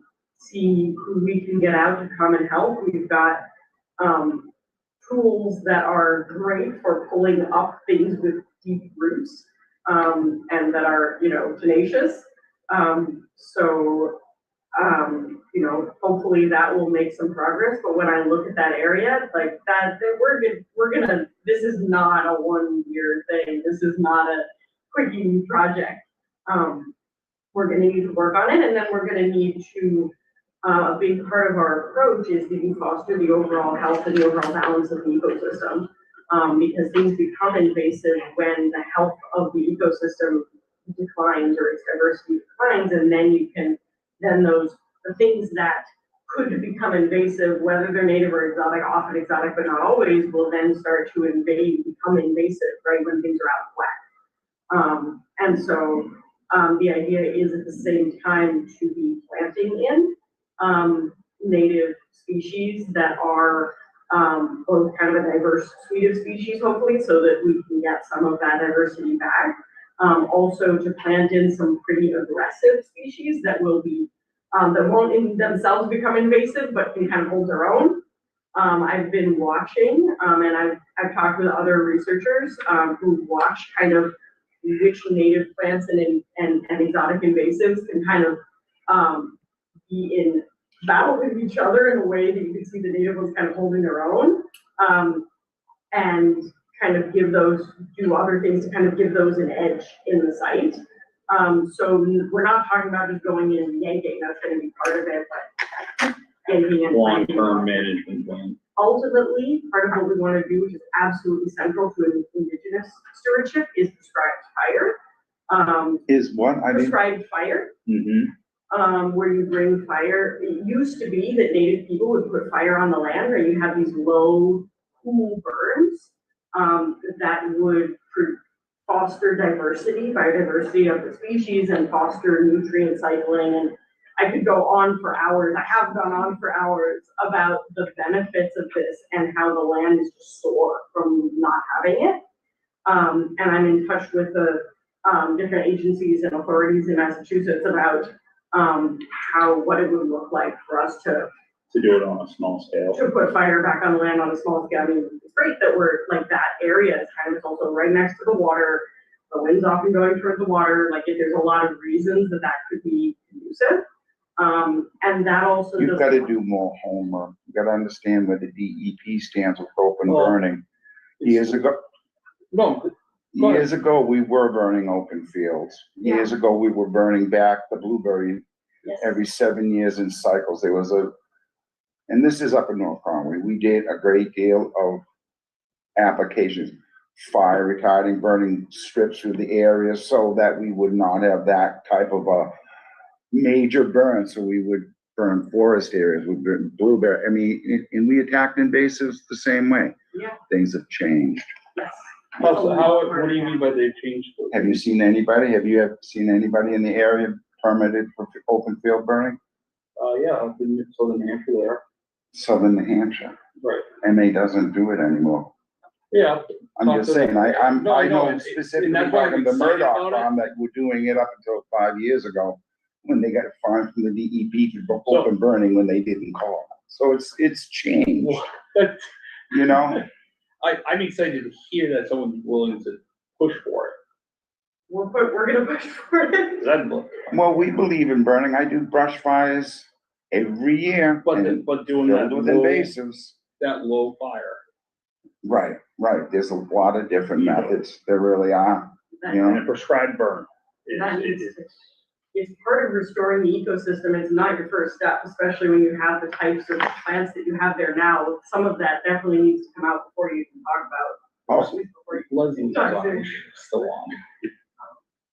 Well, I've had a couple of years' experiences, and then some things to investigate. I don't know what the rules are about. Vinegar. Have you ever tried eliminating plants with vinegar? I have read about it. Well, okay, so last year and the year before, I was able to get 20% acetic acid. I think vinegar is what, 4% or something? very minimal, very minimal. Yeah, a little bit. And so I had 20%, and you just put it in a spray bottle with a few drops of detergent, and it helps it to stick. And on a sunny day, very controlled, you know, you spray it on, And I'll be darned, it kind of worked. Okay, well, this year I was able to get, and you can get it at Lowe's, Home Depot. You can get 49%. Okay, so it's half acetic acid. Right. Right. And in one day, it just burns the heck out of anything that it touches. And so there's one location in Pittsburgh that I'm associated with, and there was a patch of some pretty aggressive poison ivy. And this other guy who and myself, don't get poison ivy, we were able to rip up quite a few of the roots, but there was still some patches that were really pretty solid and pretty healthy. Sprayed them with this stuff, and a day later, they are toast. And so it's near water, but I don't know what the rules are about acetic acid near water, but it's vinegar. That's Yeah. something to look into. Oh, yeah, it was amazing. It will help with defoliation. One of the tricks is that then if you're not gonna yank it from the roots, you have to keep going back, which you could do. Yeah, yeah, Right? We go back a number of times over the season and just keep doing it. yeah. And it's so easy and it's so controlled. Right? That's a great lead. Thank you. What were some of the invasives that you observed on site? Bittersweet, the most prominent. Bittersweet, yeah, bittersweet is all over the place. Multiflora rose is Yeah. there. Barberry is there. Some, Oh, yeah, and barberry they planted a lot of it too. Yeah, invasive honeysuckle is there. and you're gonna see some Phragmites, common reed coming. Okay. It's Yeah. no doubt about it. Baines rocket. Which is it? Baines rocket, I think it's called. It's from the flowery one. You're must- our expert, tell us. It's a mustard. Okay. Okay. It's All it's usually has sort of a purpley. And it's more of a ground Right. growth? Yeah. No, it You isn't know, a you crawler. know what they call silver dollar plant that it's got these, There's some See- of that too. yeah, some of these Okay. discs with 2 or 3 seeds inside it. Okay, it looks like that. It looks like imagine a yellow mustard that you Okay, see growing around. yeah, Just make the flowers bigger and turn purple, and that's what they. and now, did you see anything under the water I did not look Milfoil? at detail in the water yet. Yeah, we've seen it further up in the headwater area, Okay. you know. I mean, I There's saw- plenty of invasives to go around. Yes, Um, there was a grass, apparently, or a cheatgrass, that there was one of the. Canary. Canary grass. Thank you. Yes, canary grass. That one I did not know how to ID on site, but I sent a photo to one of our invasive experts and he told me what it was. He was like, ooh. There's a lot of that, it's a big deal. It's very aggressive, but it's still of a feed quality Okay. as far as it's a harvestable It's product. not gonna hay it. What is Charlie? Okay. No. What is Charlie, what is it across? It's all canary. It's all Yeah, canary. no, I just, You knew what I. you bring in the goats. What, Uh, what sort of native plantings? Bring in the goats, that's a great idea. The goats, I'm telling Bringing you, in the I would goats with put, poison ivy. I would put my money on control goat areas to deal with them, and I've seen some crazy success with the goats. I absolutely love the idea of bringing in goats. That is a big piece of the conversation from our end. Absolutely. One of the things that I wanna make sure we do, right, they'll bite things down. And we wanna make sure we can also pull things out. Well, sometimes that's the problem, because sheep, when they would graze, they would pull all the grassland areas out, and it would not grow back, because they were so efficient in eating it and chewing it. And that's when you got into the dust bowl area. Or maybe sheep, cause I know. There's a lot of different applications as to the animal, et cetera, et cetera. Yeah. Chainsaw has a part in it and all this, everything. Yeah, polar bear, are you familiar with polar bear? That's one. Polar bear, we don't have any. Polar bear. It's also called, there are other ones that are called weed wrench, but it's. Yeah, we actually have a weed frenzy. We've got one in the office. We've had it in there 10 years. We'd be more than glad to go blow the dust off We of just it. bought another one 5 years, not even, like 3 years ago when we had a basic training, which you can borrow. Thank you. It's available. So you're going to meet with, some additional, professionals to come up with a plan. What is the time frame for, a preliminary, plan? That's a good question. So I'm trying to get a hold of one of the experts right now who's had some family stuff come up and is not as easily reachable.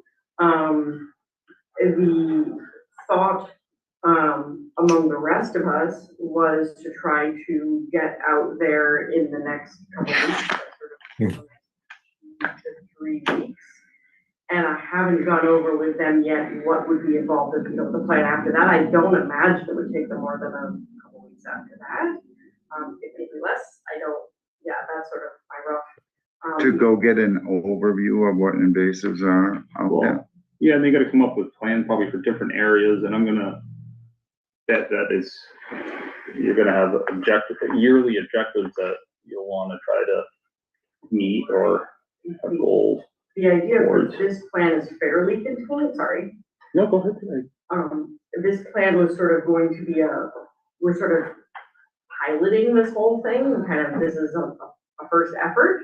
And we got a grant for it, that is also, that sort of runs this season, and we want to have the report with a preliminary kind of, at least for, I said, kind of outlining this year of work with an eye toward what we would expect to see out of it, and then what we would want to do in future years, and then hopefully hold a community event, a little bit later into the summer, but before everything's dropped into leaves, so we have a time frame there.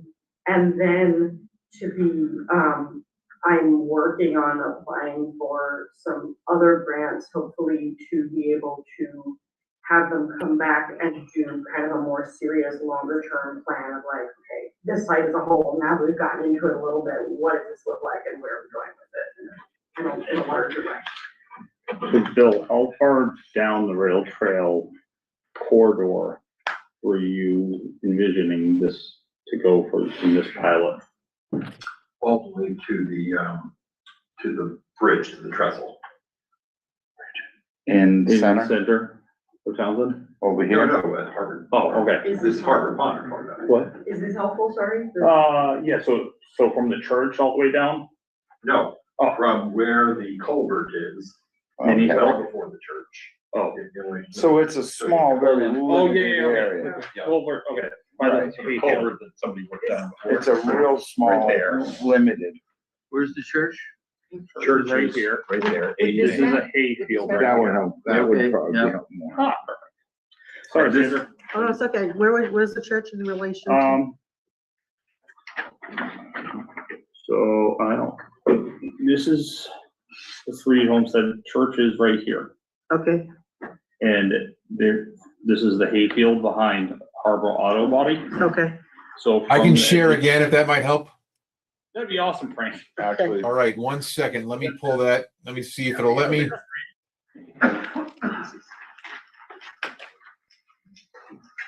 So what you should be seeing, this, where my cursor is right now is 80, is the Harbor Church. So Up you were there. saying from there, Nope, to the left, to where the hayfield is. is the Where, hayfield? yeah, so you see my cursor? I do not, unfortunately. I assume there's a culvert here. Yeah, right there. Yep. Where the culvert, that's where it begins, at the culvert. that's the start point. Yeah, because there's invasives right all along that shoreline. Yeah, On both sides, really. that's like when Mike and I went out, and did that sidewalk. So from there to the east, to the trestle. From there east, so from this point, oh, nope, that's not identified. I didn't want to identify. This thing's killing me. All right. So from this back east, Nope. No, Other one. no. Not that culvert, the culvert, just to the west of the Harbor Church. It's not Minnie's Brook. No, it isn't. Minnie's Just Brook to is the all- west of Harbor Church. Yeah, Yeah. so right there. Okay, Right there. Yep, you got it. We knew you could do it, Frankie. so are we looking at something in this vicinity? More, a touch more to the west, but we Okay. won't, we won't, Ending up, Okay. up yeah, the field right in edge, there somewhere. right, ending there. New church, Yeah. a little down from the No. new church, right? No, he was right there where he can't see us pointing at this. Right, but this is where end of Yeah, it, right so, about there. right, keep going west with your mouse, right in there, Yeah, ish. From there to the east, to the, from here back to the church. yeah, to actually the trestle, right? No, to the trestle, To the trestle, Yeah, from the church all the way back down. which is why it's both rail trail land Yes, and, THS T. land. All the way to about here. Right So there. that's about 1,200 feet. Not that okay, far. We haven't been talking about that far. well, and that's right about, we could keep going back and forth. that's where Minnie's Brook is, a little further back. We'll call it 1,800 feet, but okay. This is the trestle right here. Well, that's it. Yes, that's the Okay. trestle right there. It's a Right. I have substantial the frontage in the. bit of distance. Right. It is, and it is a place that is just caked in invasives. So there's a private, Engrossed, What? private house between the church and the Reed homestead? Martin, Two of them. On the other side of the MBTA property. yeah, But we're not talking about doing it private, we're talking about MBTA, which. Which explain. Which the Greenways has the rights to. Right. correct. Historic Society.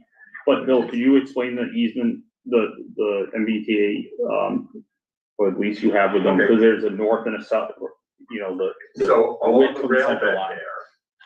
there, the MBTA owns approximately 46 feet to the north and 36 feet to the south. Meaning Now, from that's the not- center of the track to the Yeah. right and Yeah, left, there's about 82 46, feet, 46? not 46 and 36. 46 north, 36 north. Now, that is not exactly true once you get To the middle. to the Reed homestead, because then it shrinks to 25 and I forgot the other. Yeah, there's a handful of them that. Narrow, But narrow generally, bottlenecks. You could, it's pretty much, draw on here. Now, this is, this is a mistake here, because actually all this property, and I know we've been calling it Hollingwood and Both, but it's not. It's not, The MBTA owns all that property. Correct. Including where that arborvitae was. and they make arrangements, Yeah.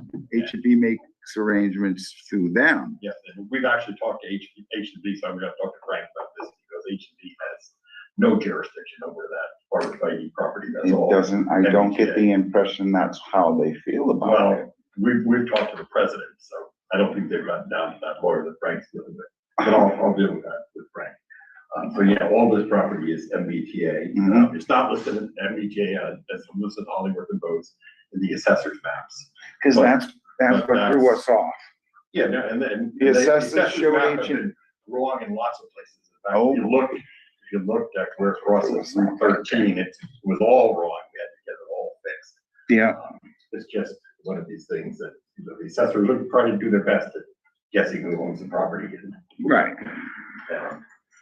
But ultimately, yes, so this corridor here is MBTA, and this land here is Townsend Historic Society. And that's why we're talking about multiple nonprofits in this project. Sandra, I don't wanna, I wanna make sure you're included, and, I know you always say you're newer, but what your thoughts, questions, concerns, ask. Oh, I was fascinated by oh, nonprofits working together. I think that's awesome. I really do. Okay, I have to admit, I'm the treasurer of both. So Oh. it's not quite that surprising. No, well, I just find it fascinating because before I came on board here, I really wasn't paying attention to what was going on. So I'm like learning something all the time about this, and I don't know, I just think it's very interesting.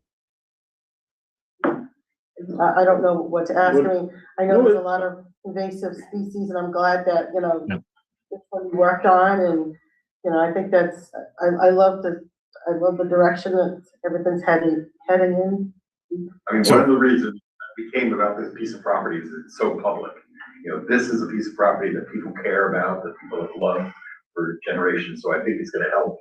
You know, when we have these volunteer days, we have both the THS volunteers and the Squanico Greenways Rail Trail volunteers come and help. Both of them can be involved. That's why it's another nice thing about this particular piece of property as a starting point. It's just very public. You know, people will see what's going on. It's not hidden in the woods somewhere. There you go. And I think my biggest task with all these projects kind of all being in the same area is making sure that I have applications into the commission correctly. You know, so Yeah. there's this invasive species work. There is work associated with 80 Main Street that I need to amend. There is work associated with 72 Main Street, which I need to kind of permit separately. And then there's other, Street.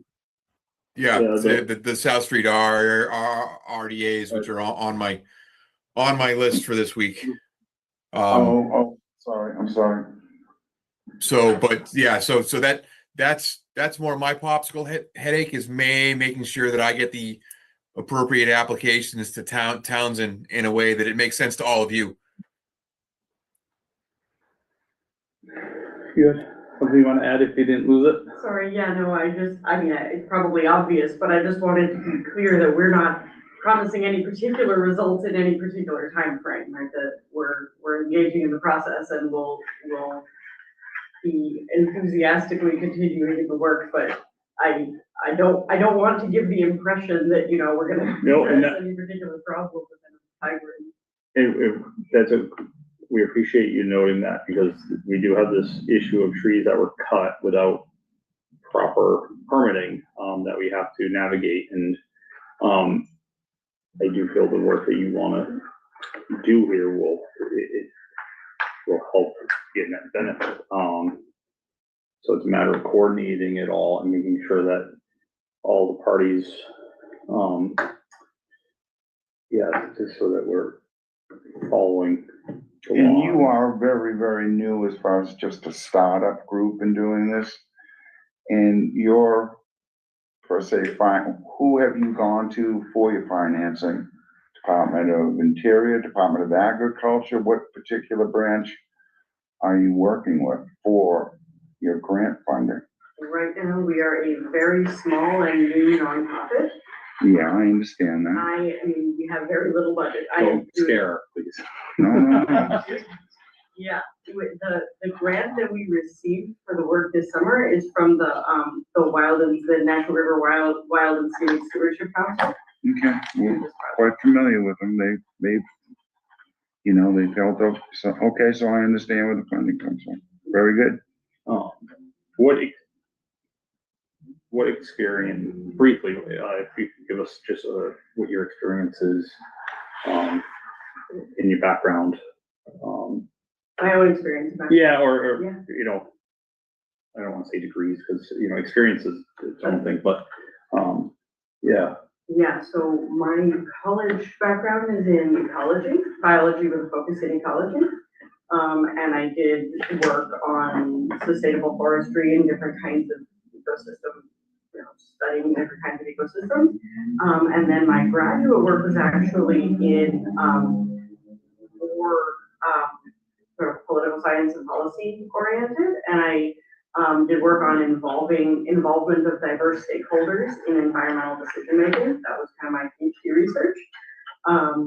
And since sort of a number of years ago, I started to learn about how Indigenous peoples stewarded the land here and felt very strongly that this is what we need to be doing and that there need to be this is how the land wants to be cared for, it needs to be cared for, and sort of embarked on this project of reading a ton of papers and articles and books and talking with experts in any number of relevant fields, but that's kind of my own background. And then I'm as I said, I'm sort of connecting with other people with more direct expert experience in the on the ground pieces of this. Does that answer your question? It does. Okay. It does. You have a very impressive background. You know, it takes a special type of person to want to go after the invasives in a delicate manner, especially when it's such a sensitive environment. So it's, you know, I think it would be, I think we're moving in the right direction. I just want to, yeah, you know, some sort of timeline so that we can keep things moving. And, you know, I know nothing, as much as we try to do stuff in a meeting or two, it seems like lately we've had stuff continued. It's no one's fault. Yeah, so Bill, do you think this is something we come back to next meeting, end of June, beginning of July, with a better idea and plan and timeline? I mean, I would really like if we say, you know, because you think it's gonna be 4 weeks for us to get this report. I mean, it'd be nice to. I don't know exactly. And I know you have, I know Frank has other stuff. He can just continue it, but he's trying to say, you know, what's our rough estimate for when. Yeah, and I know, schedule it.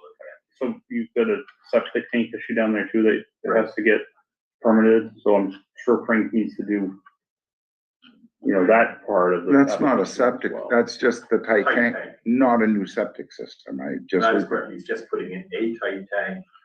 But the invasive removal, the native Septic. plantings don't require the permitting because it's an exempt activity, but yeah, the complete package. So what are your thoughts, Frank? I mean, I know we have a timeline for this invasive plant study, but what's your thoughts?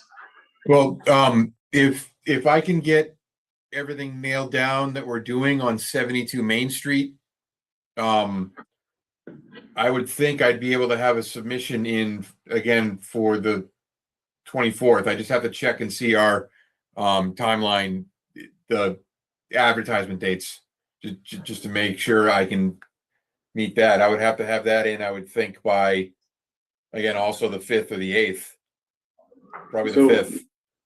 We gotta figure out, you know, how are we gonna, right the wrong, with the tree removal, you know, and it's invasive removal and native plantings and some trees.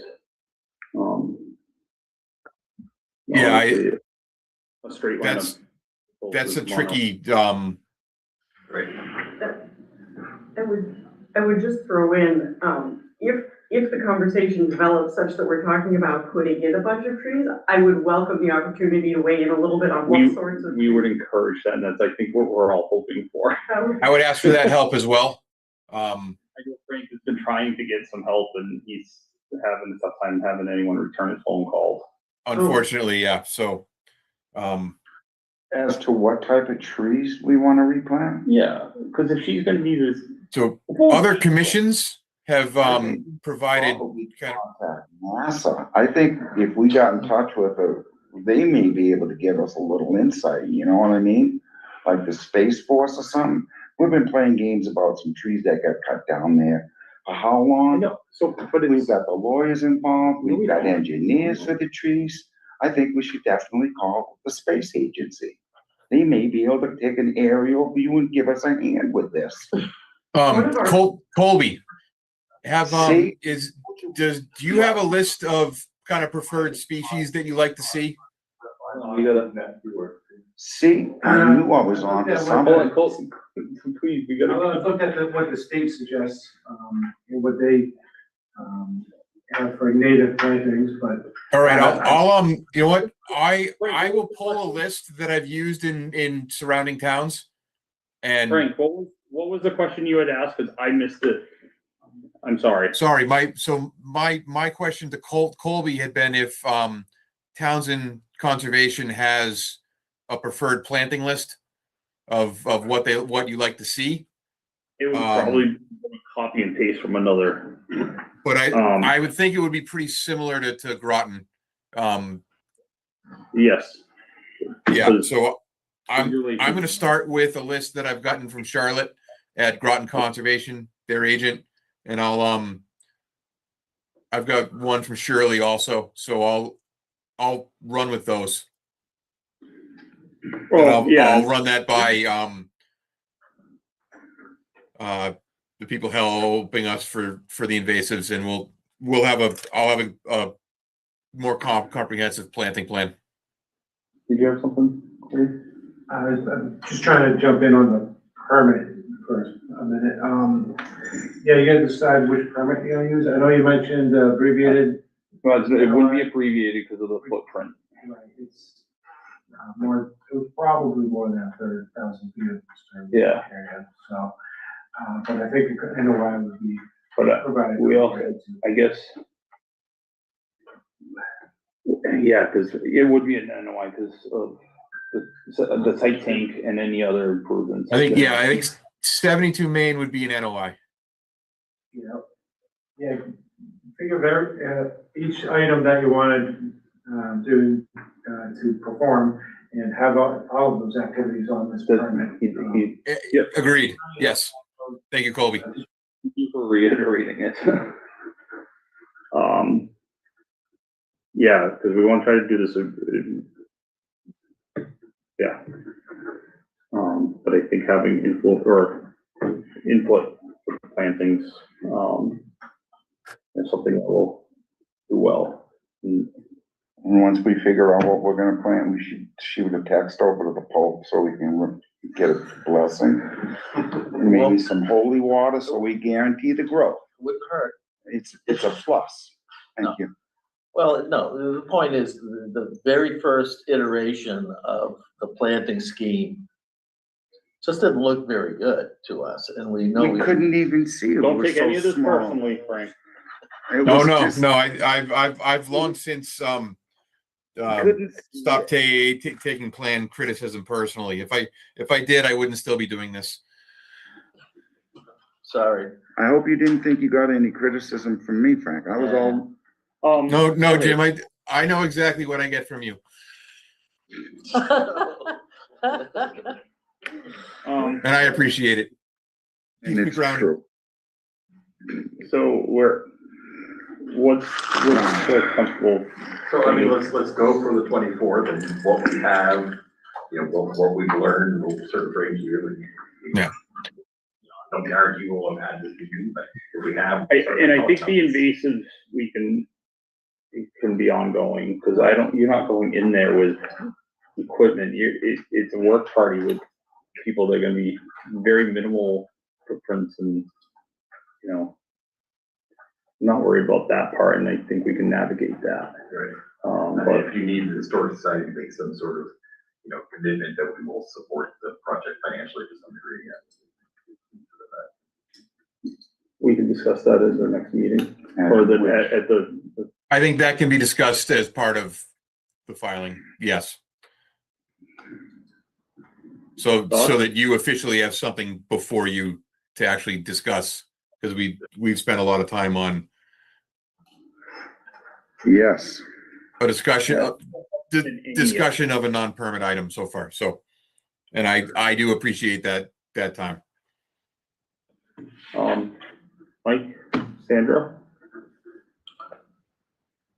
Only that I'd love to be part of the work party when we finally get one organized. Trust me, we're reaching out to volunteers. That sounds. Careful what you wish for. I've already grabbed your It's fun, email it's off fun. the website. so This just to is let you work, know, but it's fun because you know the end product is gonna be worthwhile. Sandra, thoughts? I guess I already gave them my, I know, I just want to circle back because it's a lot, but I know this has been an ongoing thing down here where I know you always defer back to your new status, but I feel that it's slow, but there's progress being made. I don't know what the other commissioners feel. no, I can see progress, definitely. Yeah, I'm just curious, I mean. Huh? Okay. No, ask. Well, no, so the mitigation for the trees, this can be part of it, but where do we stand with the trees? So Frank's gonna come up with a list to come back with us, Okay. back to us with. But any sort of penalty for the way it went We haven't about? gotten there yet. Okay, that's, I- That'll have to be discussed under the filing. okay, yeah. I'm just wondering where we stood that in that respect. Oh, it's not off the table. Yeah, so we're well aware of that. Easy. We need to, but we need to start, some of those stumps need to be measured from delineated wetlands. So we have that actual footage, Mm-hmm. because if it's outside, we're not gonna penalize them for that. Is this in regards to how we're going to go to a number? It should be, Okay, so, you know, I understand. it should be. I understand the formula, you know I infraction is do. within the. Yeah. The resource area, and the resource area has distances. Okay, let's. But in the big picture, it looks like it's gonna be a fall planting. Yes, that would be the best thing. Frank, do you have plans on when you think you'll be out there doing a wetland delineation? I have seen some blue flagging. I didn't know if that's recent or. So we have an older delineation. I need to check the date on that and see if we feel it needs to be refreshed. Cause it would be great to see some fresh flags out there so we can go out there and measure, from the flags to the stumps. To see what Understood. are Yep. That's right. how many times did I go crawling down into Yeah, the tree to get measurements? get measured. Because 35 and 36 feet make a difference. 101 and Yeah, 99 literally make a difference. yeah. So you just take a tape measure and do the diameter of the, No, No. we go from where it's flagged for the Right. wetland delineation, typically blue flags. Someone stands there and someone walks with a long tape Yeah, with the, to the where blue the flag. tree or to where the work was done. okay, but as far as like for the actual size of the tree Diameter. stump, that then you actually do the diameter of the actual stump? to figure out- Colby's already done that. And that, I like to do it more accurately, so. Measuring them accurately, making sure accurate on the stump count. That's one thing I'm more concerned about. That's his something stump- I need to coordinate with Colby. Gotcha, Frank. So So could you repeat it again? Someone holds the. someone holds the dumb end, Okay, the other person pulls the tape and you keep going. measure it. Yeah, okay. That's why we Tried and true, Always you know, try around I'll it. do it on my phone, using GPS to get an idea, but it's not in that, you know, that you have to have a hard number. Yeah, you actually have to do it physically. right. You've done it, Yep. so, On which one did you do? Which one was that? so we've all done it. I know.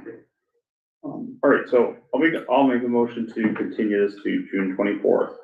Well, I don't know that there's anything to continue, Jim, because this was just a discussion. You're right, Yeah. you're 100% right, Frank. Sorry, a couple of questions. Yes, First, so am I to let you know when we're going out with plans, or do we have to do the site visit, or not at this time? Or you can No. just let me know. let Bill know, and Bill is the property rep. Yeah, and I'll send Colby. Send Colby and include me, to my town one. Yep, got it. And, another question was, if you want, for the people we're bringing in, I mean, I have some ideas as to which species of trees might be great, but they will probably have better ideas. And it will probably make a big difference, like where it's, right, not just the general location, but like where exactly we're talking about. Should somebody show me, either on a map or, you know, out there where the stump, like if you're gonna want that information from them. That I will coordinate with you directly, with you and Bill. That's And Bill, you guys can do it, Colby might be involved. Yeah, you can send me the map he's got. Most of the stuff.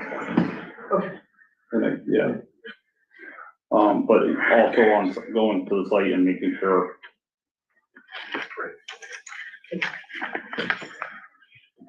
So again, I want to note and, you can provide the pictures for the next meeting. But there was a handful, over half the stumps were sick, or rotting and were dead, or bark falling off already, big chunks. So, but also getting an accurate distance is going to be, that's collecting the facts. So after Frank get the delineated. So we'll talk about this again, June 24th. Yes, Until then, thank you. And I will, if that slips, I will let you know earlier, but I'm not planning on that. So Frank, if you can't submit it in time, I think we can still come back and talk about plant choices and remediation. So that we might have some input. a discussion as a discussion item, I think. Yeah. And if you want to put on to the agenda for June 6th to discuss any of that sort of stuff, just reach out to us, no later than the Wednesday before. Yep. Questions, concerns, comments? Sounds great, exciting. Sounds like we're moving right along. No, I don't know about right along. Well, we're further ahead than we were before. I appreciate the optimism. I like to try and be an optimist. Thank you everyone for joining us, and I know it's tough talking on, in the public setting, and Sorry I couldn't be there. Frank, we appreciate anytime you join us. All right, Jim. If there's nothing else, I'm gonna sign off then. Which Jim are you referring to? Both of you. The good looking one. Thank you, Frank. Thank you. Thank you very much. Thanks, Bill. Thank you. Oh, no, it's And I'm sorry, what is your name again? My name is Shalomia. I'm sorry, I'm gonna butcher that. Shalomia? Yes. Okay, thank you very much. Thank you for joining us. All right, moving on. 3.2 standard operating procedure development for trail creation and maintenance on Concom property. Do you have any chance to work on that? No. But, Read, I don't. Good, moving on.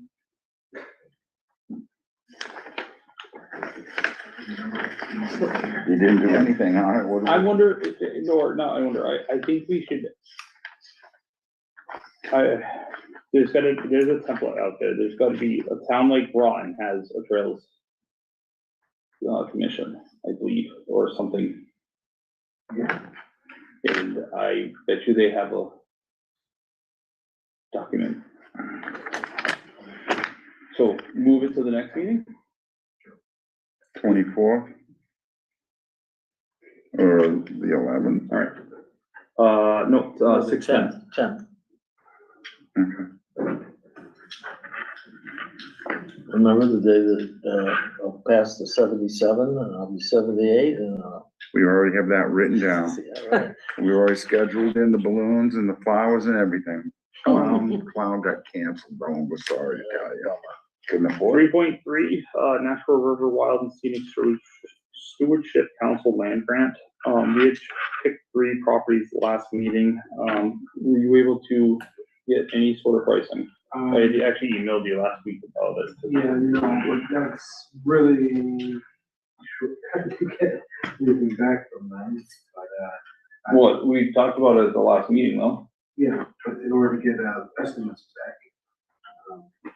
Because I have not received any.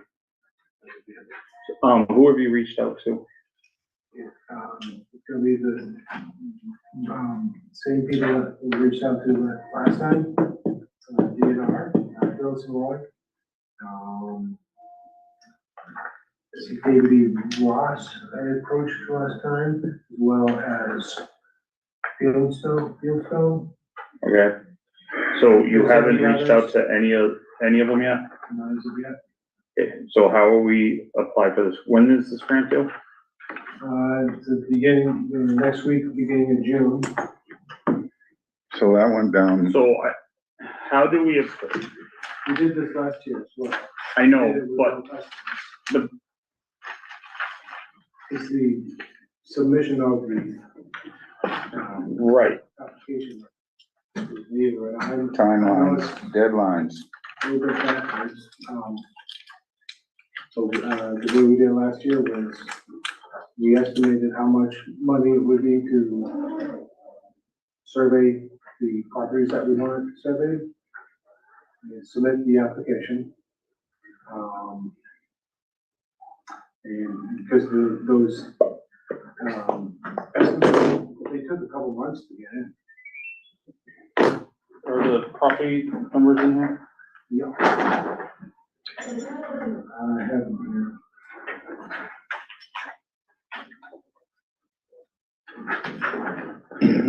I have the, map for the parcel IDs. Okay, what are they? 33, 36, 0. 33. Are these Zero. parcels? Yeah. What's the next one? 1882, 1882. 53, Both 53D? Yep. Is in dog? Yep. 990, 0. 3 9s and a 0? 53D-990-0. Dash 0. You're gonna look them up? No, I don't know what the mark is. All right, so how do we determine the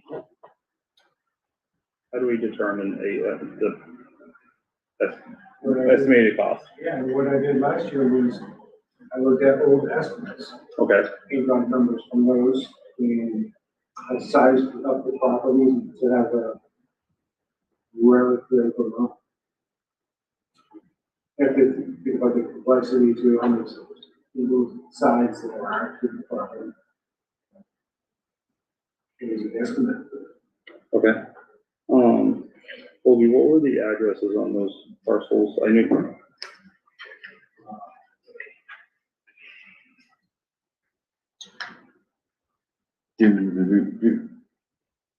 Tony James, Brian. If you lost it already, I'm sorry.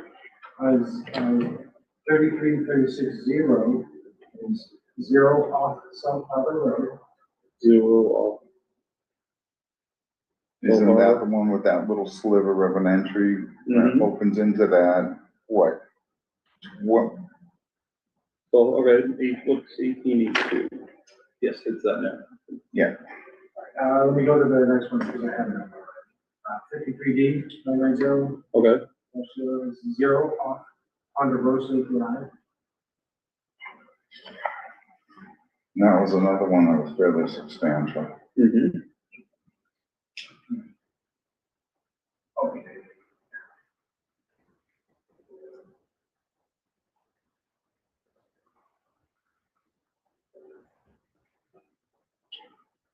Could you refresh my memory? So were those properties deeded to the town? They are Conservation Commission controlled properties. They're Okay, so under they our were purview. already, okay. Yep, and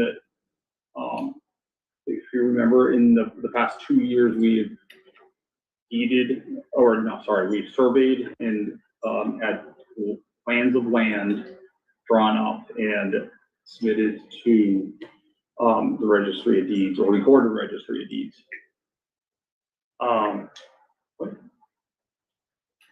He's leaving. Thank you, Brian. Because we took so long. Is that your coat, Brian, or is that, Oh, Yeah. wait, we're, That's, what's his name? Bill? Right up? Okay. I'll grab it. Alright. Thanks, Brian. 1882 is 353 Main Street. 353? 353. Okay, thank you.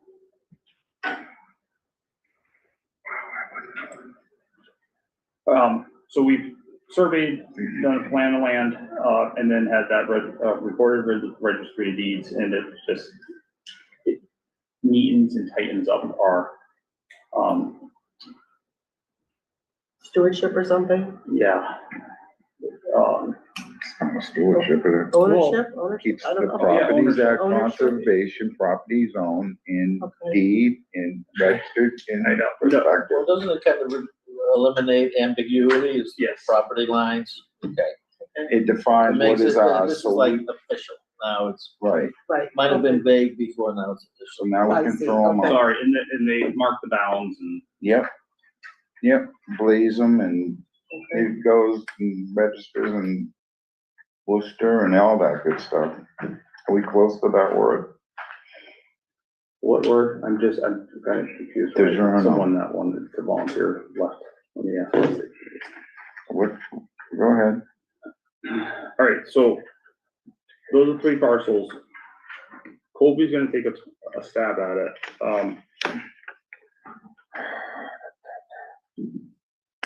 I don't want to, I really don't like doing it like that. I like to have an idea of the exact cost, and So you mean you're kind of shooting at the dark? Right? I mean, Yeah. basically, no, we are. okay, defined. So first week of June it's due, and we're gonna be able to meet that deadline.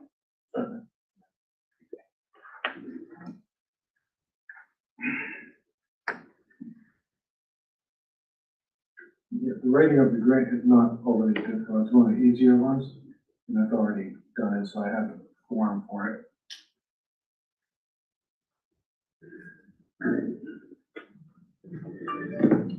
All right. So Can we get an update from Benton Pond? Is there anything going on in What? Benton Pond? Okay. that's where the geese flew. Man, that's a touchy subject right now. They'll keep you updated on births and grandchildren and all that stuff. 3.4 Mass Ready Act, was there anything in here fully for us to go over?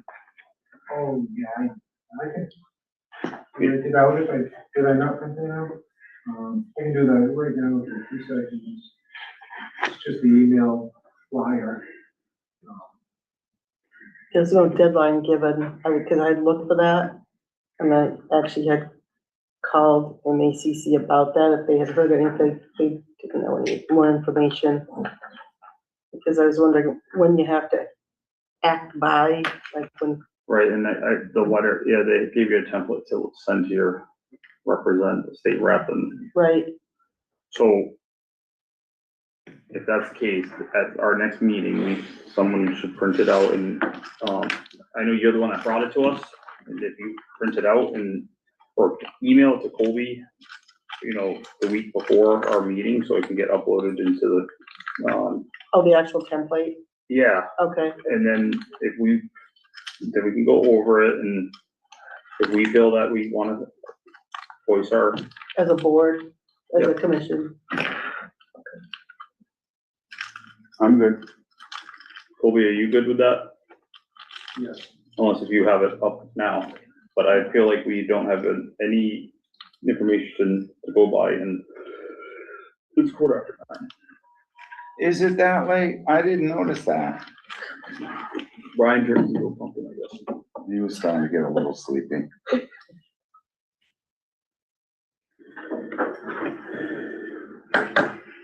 All right.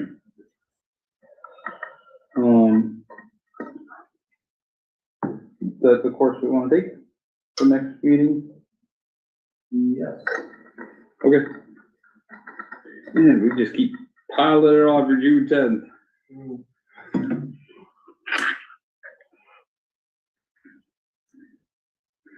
That's okay. June 10th is June 10th. What, 3.5, Brian Pinkerton's, volunteer response. So we need to make a decision on, recommending appointment, which can be done at the next select board meeting, which I think is Tuesday. Are we moving on? One, two, just one? Well, Abigail, we've already recommended, but I think It didn't, it didn't get put on the last select board meeting. Colby did it in time, but it didn't. So the next So it select did. board meeting, you should be appointed and then get. and you sworn in. did, what, 2 months? It was It was literally gonna be two finishing- meetings. 2 meetings, and that was finishing Pat's? Nope, Kevin's, was it Kevin? No, wasn't Kevin's. yeah, I thought it was, the term expires June 30th, 26. mhm. And at our June 24th meeting, we can recommend for reappointment. Correct, that's just, we had to use up that spot, right? Uh-huh. Either we're gonna do Abigail or Brian, so it doesn't matter. And Okay. we've already made the recommendation for her, so we, do we want to make a recommendation for, Brian with the term ending, Colby, Brian, What, oh, right here, 28. Hey, Colby, question, so the vacancy would be Hold on. 28? hold on, you have a vacant 2, Right, and then a vacant 2028. What's the 2? it'd be Abigail right now. Yeah, right, but It's I, supposed to be a 1 and 2. Was it, is a year in there?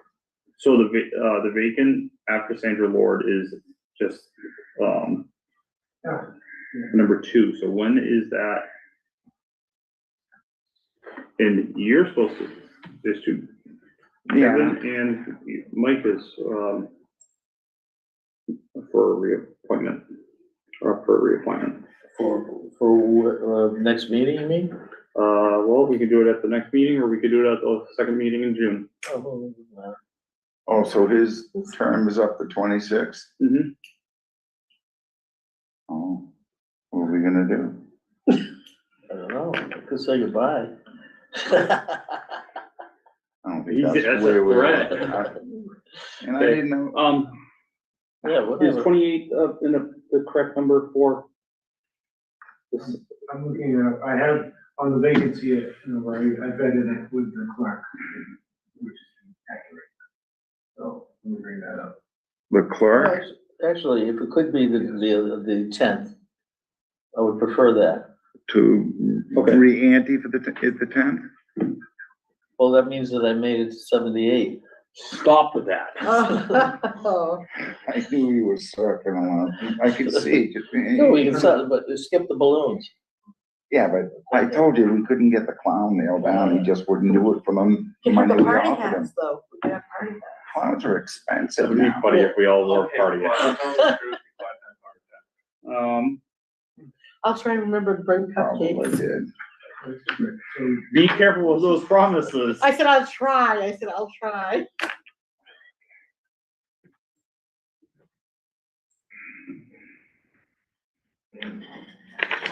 Unfortunately, I can't be as diligent as what Pat was, though. I'm waiting for your confirmation. yeah, it's 2026 and 2028. Okay. So do we?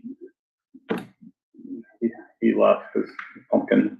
Do we want to recommend to appoint Brian Pinkerton to the term ending 2028? I'll motion that we, bring, Brian Pinkerton into till 2028? Yes, Did you want a date on that? June, was there, or just June 30th, 2028. June For the 30th term ending. Yeah. for the term ending? Okay. Is that good enough? No, restate it, please, from the beginning. All right, I motion to bring Brian Pinkerton in for, Motion to recommend appointment. okay, well, so move, you just stated it, so just move forward that way, With the term ending June 30th, 2028. 2028, So moved. so moved. Second, Mike Potts said second, Roll call vote, starting with Mike. Mike Potts said yes. James Gates, yes. James Duran, yes. Sandra Lord, yes. So with reappointment for you in June 10? Is that what we're saying? Okay. That's what he wants to do, and I gotta make a I'll note add that here. to my, If I make it. items. Stop. I'm putting cupcakes in big capital letters here. Well, my parents were born a year apart, they died a year apart. Oh my. They both died when they were 77. So for years, I just sort of had this thing on my, what do you call it, on your back or something? I don't know what the term is. So you need Someone guys, your back or something. before the next meeting, you need to turn in the volunteer response form. Okay. And get a checkup with your doctor pretty quick too, all Oh, right? boy. Just a, You need to make a note just in case. yeah. Doctor's appointment. All right, 4.1 DEP drought conditions. Is that in here, Colby? It's dry out. Yeah. What's the shortfall?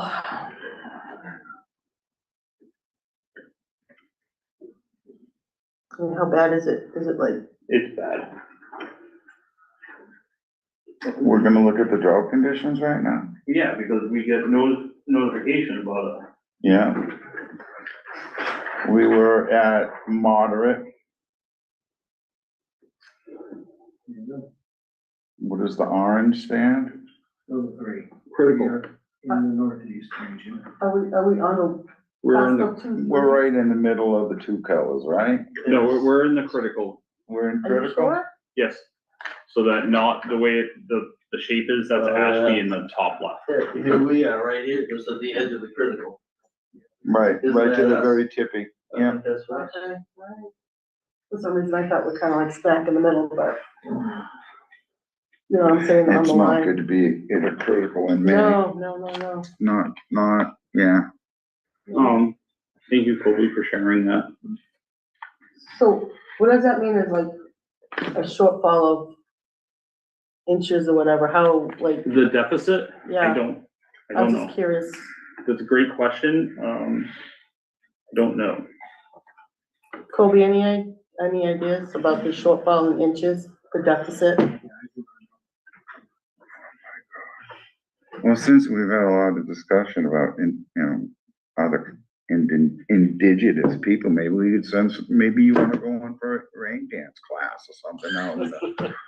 See if we can get you some ceremonial feathers and some You know, garment. You sound like a skeptic, but Yeah. maybe not. Maybe not. I have it, I do have it. I grabbed it. You know what we say, when you pray for the rain, you gotta deal with the mud. 4.2, Townsend 88, That's my favorite one. notice One of of my more favorite. Yeah, that's a good one. non-discrimination, public notice, the town of Townsend does not discriminate based on disability, program applicants, participants, members of the public, employees, job applicants, and others are entitled access to all programs, activities, and services without regard to disability.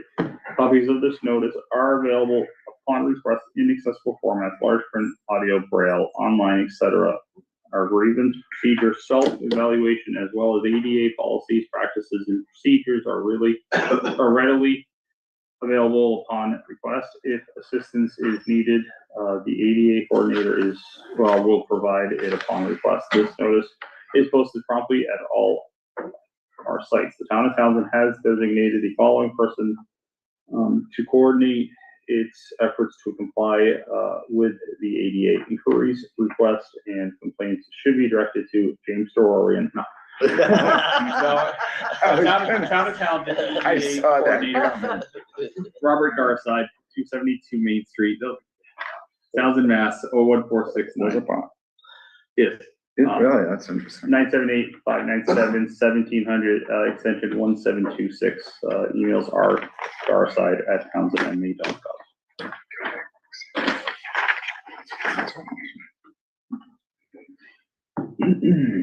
Education and conferences. I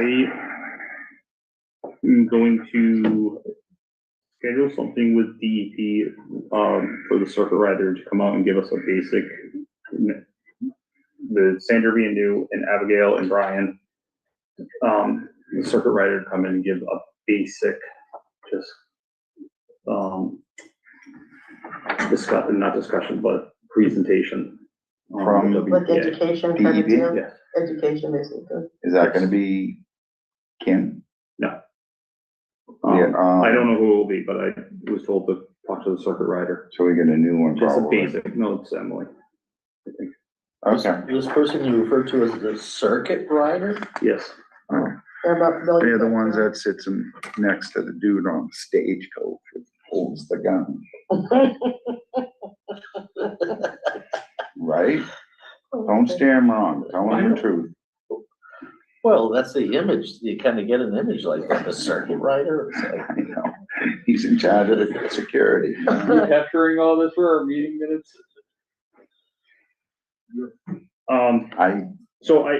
Yeah, what? I'll leave that alone, that's good. You're gonna have it and I'll put it back in the box. I'm just gonna grab a copy though. You can post it. There's a method behind it. So items for discussion at the next meeting, Shorten the meetings.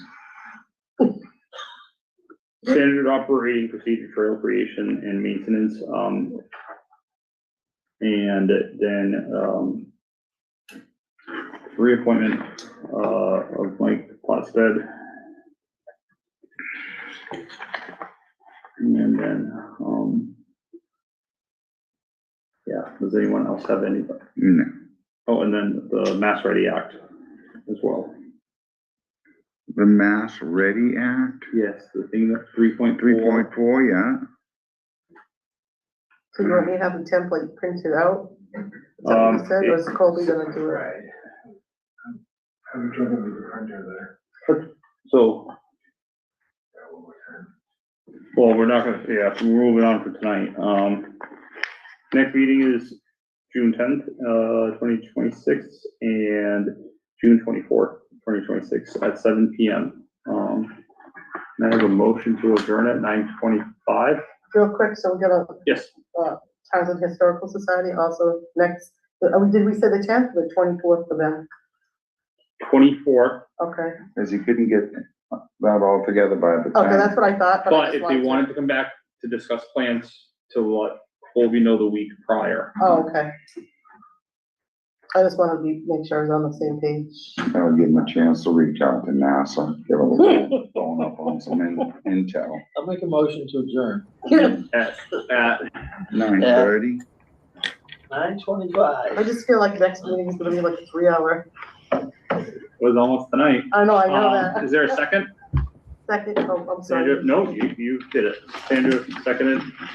Roll call vote, starting with Mike. Mike Fawcett, yes? James says yes. James Gordon, yes. Sandra Ward, yes. Thank you for joining us tonight. We'll see you next meeting. and- Thanks, Abigail. The recording has stopped. Well, I guess they cut that off pretty sharply, didn't they? I was still listening to the conversation. So anyway, I don't know who's still in here. Some people have come and gone again. Thanks for broadcasting tonight. You're welcome. I'm glad I did jump on. And then, yeah, blah, blah. Gee, I'm just reading some of these notes. I didn't read them all. I thought I was paying attention. I guess I wasn't. Yeah, it went way off topic. You're not kidding. Yep, they talked a lot tonight, but they were not entertained. The beginning of this meeting, if you're catching just the end of this meeting, I want you to rewind to the beginning, the very beginning. Get just past this Pledge of Allegiance, just past that, and when they just start talking about stuff right out of the gate. Jim Gates was so defensive about politics and the witch hunt. He used the term witch hunt regarding people reporting activity at the Historical Society. And I don't know what the truth is. We may never know what the truth is.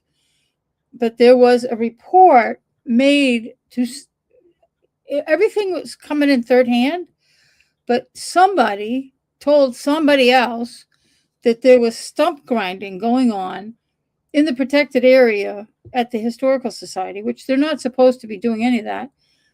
But apparently these were false reports. And I think somebody called somebody else. I'm not sure who called who, because I don't know. I really don't know. It's not that I'm not sure. I have no idea who the original caller was. And who'd call Sandra Lord? I don't know. And Sandra Lord was getting beat up verbally by Jim Gates, and Jim Jeroen was trying to get in there too, but accusing her of improperly reporting that somebody told her that there was stump grinding going on at the Historical Society. And there's apparently another call. Oh, I guess they said they did name that person as being Mary Jane Churchville, had said that there was stump grinding going on. Now, I don't, and then in that conversation, in the meeting, they were saying that it was checked out and that had not occurred. I don't know who to believe here. I really don't. And I don't think we ever will know. We'll never know the truth. But it was pick on Sandra Lord Day, and I think that she's got to learn to. I've been in her shoes. It's hard to say, okay, what am I doing right? What am I doing wrong? I'm trying to be a good board member. I'm trying to, stay within the rules. And now, conservation does have a lot of rules. It's not the board's rules. It's the law that they're following. So it can be, okay, what am I supposed to, we're supposed to protect the environment, but we can't violate people's rights, but then we can't, and then of course you got open meeting, conflict of interest, you got all these things. And she's now getting attacked in a meeting and in the public video it's like, what are you doing? So she's sitting there what do I do? What am I supposed to say? And she was saying that too. Like, I don't know what I'm supposed to do here. And, it really, I think it was intimidating her. They were trying to intimidate her to prevent her from ever doing that again. Don't report anything that people are doing. Let us figure out. Jim Gates wants to have control over what complaints get forwarded to anybody. Why didn't you call me? Well, I don't have your number. The obvious, and he was kind of flustered by that. And I don't have your number. So she called exactly who she was supposed to call. Colby, our conservation agent. Well, who else are you going to call? Somebody just told me that this was going on. Well, what is she not, she's not supposed to, I don't want anybody to know this. And then if she waits 3 days, whatever was happening is no longer happening. And that's, to me, that's pretty serious when it comes to conservation. That the damage is being done to the environment, to a protected area, which could involve protected species, protected trees, even dead ones. And with everything else going on, if somebody's stump grinding in this area where they were already got in trouble for cutting down the trees, I think, what is wrong with you people? So Jim was so pissed at Sandra for making this into a thing that he was referring to. People have to stop. The politics need to get out of this. Politics. People have reported a few months back, people reported that there were trees being taken down within the protected area on historic district, on and around historic society property. And this was, multiple people called. And some people called on behalf of other people, not because they didn't want to be known, not to keep it secret, but they called because they were in the middle of something else. They were driving down the road and they called because they wanted to check with other people. Is this Is this normal? Is this supposed to be happening? Because they didn't want to report the wrong thing when, you know, if something's been permitted, they didn't want to report it. So people started calling other people and to check, is this okay? And so that's what you do. That's what you're supposed to do. If you see something inappropriate in what you think is conservation protected areas, wetlands protected or whatever, you should feel comfortable reporting it. But and you can honestly report, I don't know what I saw, or I'm getting this secondhand. I'm not saying I'm not, you know, you're calling it in as a secondhand report. You're not reporting it in as a first person report. Oh, I know for a fact this is happening and somebody needs to get down there and stop it. That's not what happened today. That's not what happened with Sandra Lord. I don't even know if this happened today. This might have been in the last few days. But I just, like, and Jim's freaking out on her. And I think some of the other commission members were kind of like, what is going on here? And because what's the problem? What is she exactly? What is she supposed to do? And it's like, I'm not supposed to say anything because this is a big secret because it's politics. Oh, and you know, and then when Jim started in the witch hunt, oh, this is a witch hunt. What? Are you serious? Did you really say that? Did you really say what you really called it a witch hunt? Are you part of the ethics stuff? We keep hearing about witch hunts. I'm not going to go there. Just not. But you know where the witch hunt stuff is all coming from. And it's all, you know, there's no witch hunt. There's reporting, there's whistleblowers, and people, just concerned citizens and concerned commission members actually intervening, trying to say, you know, something's off, and I have a question. I'm going to tell Colby is who you would call. That's who I would call. Hey, Colby, and I've asked Colby stuff, and you know, I'm not trying to raise a stink. I'm like, what's is this still going on? I can't remember what it was. Something that I saw going on, and I knew a little bit. I knew enough to be dangerous about this one issue. It's like, I've been watching, because I watch all the meetings, and I said, I know there's something going on with this, but I'm not quite sure where it is. I don't know if all this has been permitted and everything's been worked out. And he came back to me, he said, oh yeah, that's fine. They got it, you know, it's good. They can do that. Okay. That's all I want to know. No problem. I just, you know, if it wasn't, I wanted to bring it to your attention, but all is well. Okay. Have a nice day. Cool. You know, and that's what we should be doing. You know, sometimes you want it. Gee, I don't want to be whining about everything. I don't want to be, you know, calling in people every 10 minutes and complaining about everything under the sun. You know, you feel like you don't want to be that person, but you have the right to be whatever person you want to be. You can make a conservation observation every day that you're out driving around if you want to. And it's better to get educated on more things. And, you know, if you watch meetings, maybe you watch my channel, but watch and kind of have an idea. And I think a lot of people are sensitive to what's going on at the Historic Society property, because that is a big deal. The taking down of the trees, there's a lot of people riled up, and were trees allegedly taken down off other properties that are not owned by the Historic Society. So it really blew up, and it hasn't stopped being blown up. There are people who rightfully have a complaint. And Jim Gates, even in the middle, later on in the meeting, did mention that, you know, okay, so what are we going to do about this? And so it's only if he gets to decide which direction the commission's going, and he needs to not worry about the witch hunt against people that he doesn't want there to be a witch hunt about. So this is a problem. I think it's a problem for Jim Gates to start trying to intimidate other commissioners from bringing issues up.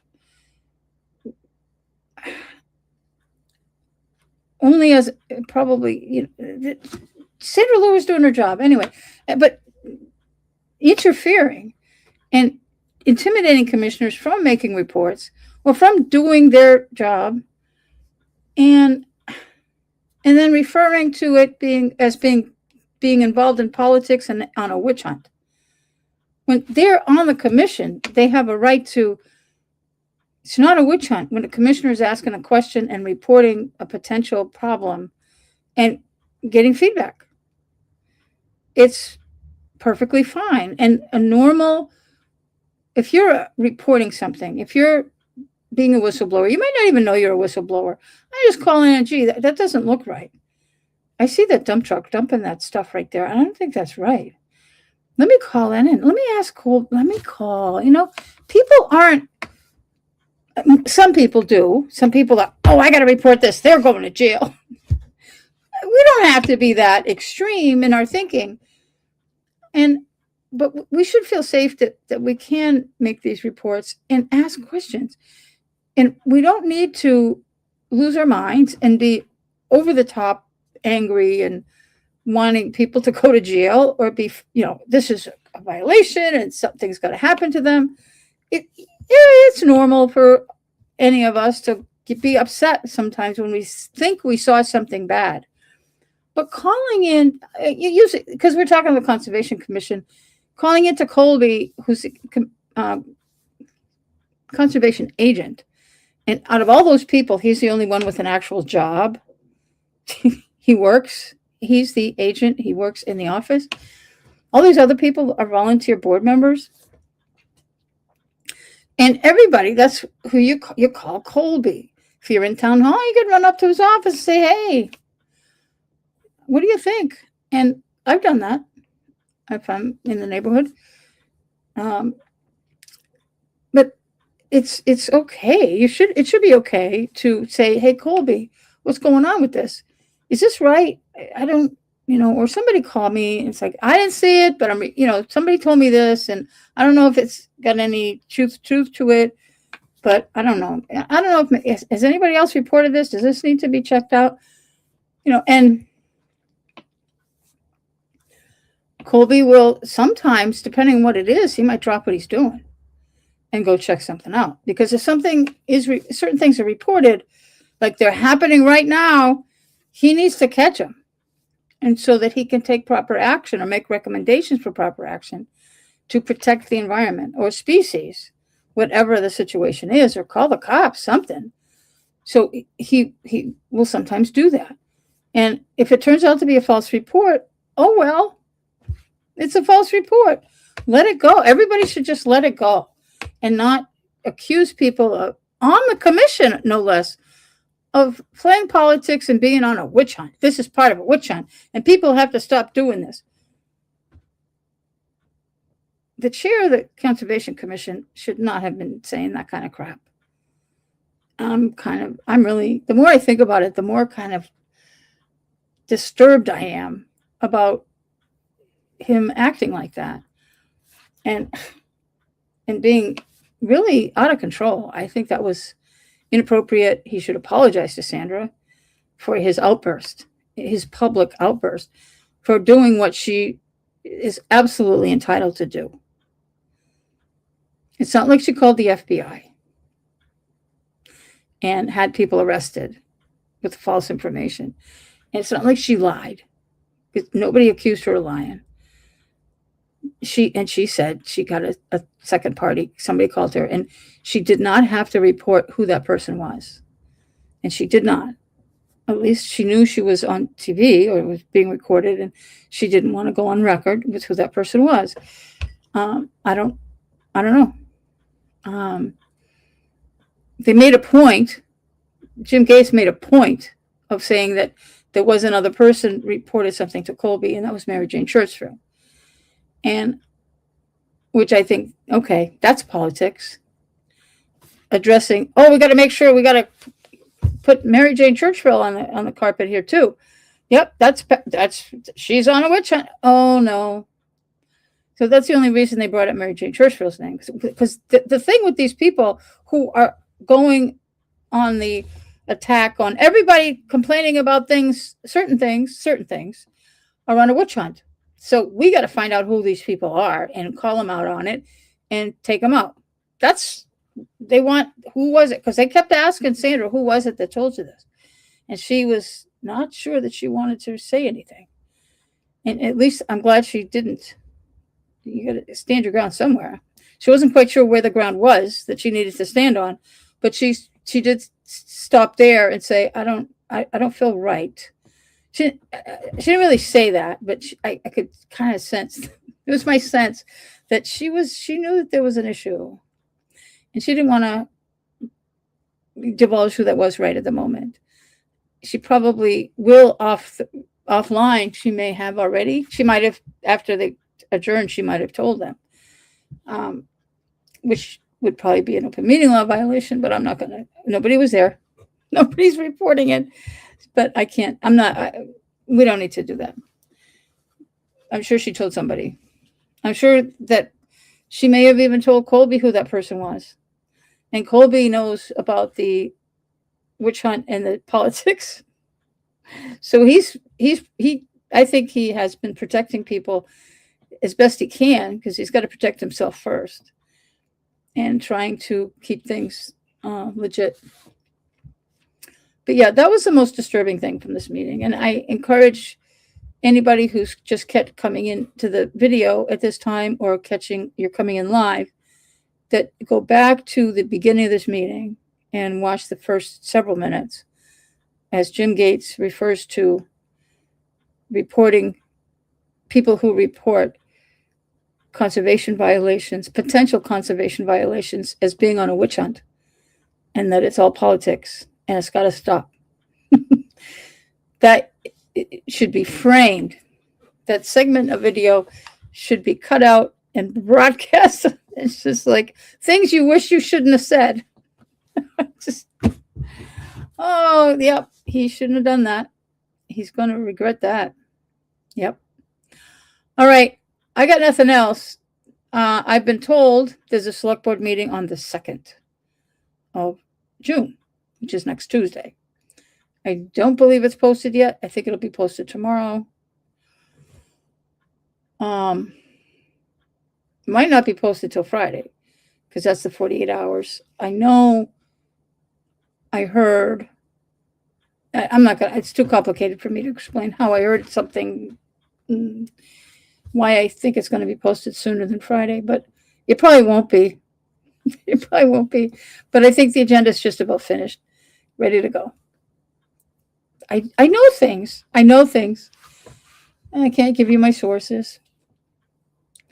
But yeah, I think I told you at the beginning, if you go back to the beginning, I said a lot.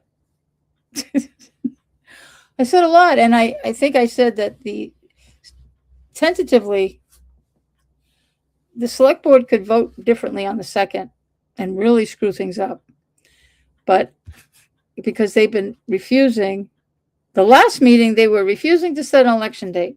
And it was looking like they weren't going to, and that it was going to be April to make elect the 2 members to make up the 5-member select board. And it was looking like they were going to say, screw the voters. We're going to do this our way. We don't want to have an election. We're going to do it in April and just screw you. And well, the threats of lawsuits from voters started to go from one end of Main Street to the other. And I heard today that they were looking at September 29th. But we can't be sure of this. I was certain earlier, but it's like, wait a minute. Even if Kieran, I don't know where this came from. So I know it came from a reliable place, but there's no way anybody knows for certain that the 3 members of the Board of Selectmen or Select Board are going to vote in favor of September 29th. We don't know that. We can speculate I don't know how, but if they're adamant And if they're playing politics, which they're politicians, they're going to play politics because they seemed pretty convinced that there was high potential of it being an April election, which will always be an April election, but they were going to add the 2 select board members then and not now, like they should. And a lot of legal mumbo jumbo. And even if you listen to Adam Costa, our town council's recommendation, he all but spelled it out for the select board. It's like he used a lot of legal mumbo jumbo, but basically in plain English, layperson's terms, he said, you know, there's this law and that law and this decision and that decision. And, you know, you could put it off to April, but damn, you'll be really stupid because there'll be political ramifications.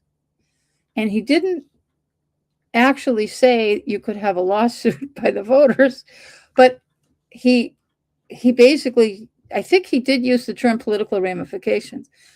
And when the word politics is not a dirty word, nobody should be, I don't think it's fair to call, you know, politics, talk about politics or be afraid to call, if you're an elected official, it's okay to say I'm a politician. There's nothing, you are, if you are elected, I don't care how low volume, how low down the totem pole you think your board or your position is, if you were elected in an election, you're a politician. Period. End stop. You can't say I'm not a politician. When politicians campaign saying they're not a politician, it's like, turn it off. I'm not voting for you because you don't even know what the hell you're doing. You are a politician. Whether you like it or not, you can just get over yourself. So, but I mean, watching the last select board meeting, it seemed like there were other influences to the people that were sitting there. And I'm not going to go too deep in it because I don't want to be part of the witch hunt. But there's, it just didn't make sense. Like, where did you come up with this newfound information in your head to make decisions the way you're making them?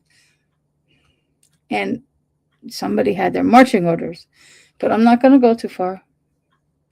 So I don't know if the outside influences will win over the inside influences. And hopefully the select board is not doing serial meetings and that they all already know that we're going to be voting on September 29. If that conversation has happened, that is a very serious violation of the open meeting law. Because you can't do that. Kieran Meehan cannot speak to each select board member individually and say, well, this is what we're going to vote on, and Valerie's going to do this, and Lori's going to do that, and you need to do this. Or tell Valerie, well, the other 2 select board members, I talked to each of them, and they're going to do that, and they want this.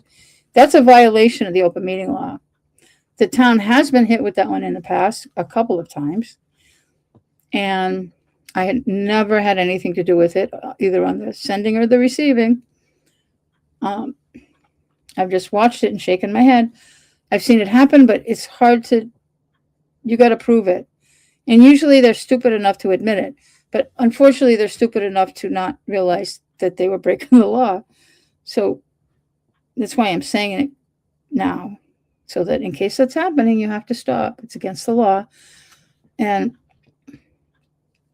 it just is. It just is. Yep. But anyway, I'm tired. I haven't fed my cats yet because I got home and my phone was ringing. When are you doing another video? Are you okay? All right.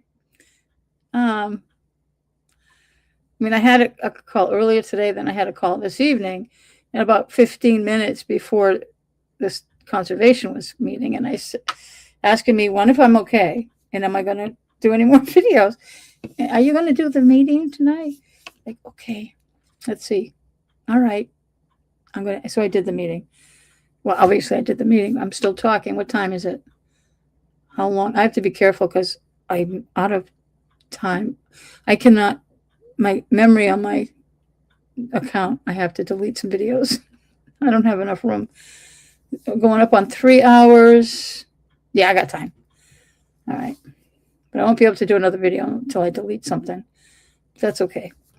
Not YouTube.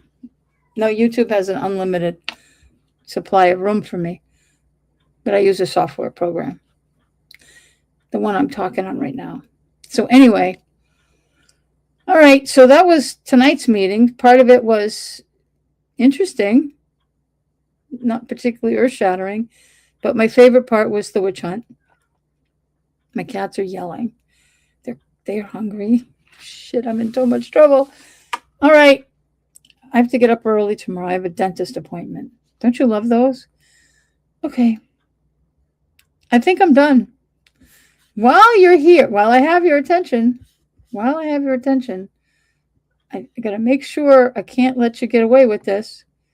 If you haven't already, like the video. Go back and like all my videos.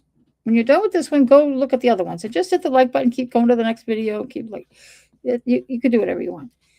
And if you're not already subscribed, please subscribe so that you'll get notified whenever I do another video. Just because you get notified doesn't mean you have to watch it. If you really don't want to watch a video, it doesn't mean you unsubscribe. You're just like, whatever. Whoops, I keep hitting my microphone. Sorry. See my microphone? Ooh, oh yeah, I haven't been able to show you that. Okay, does it work? You can't.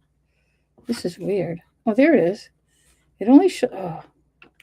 All this pixelation drives me crazy. All right, so like and subscribe. Share with your friends. You can put comments underneath the video. And you can do all kinds of stuff. No new comments. All right. You can put whatever. You can share this on Facebook. You have a Facebook page, a Facebook group. You can share it. You can share it on any social media. It's certainly allowed. All right.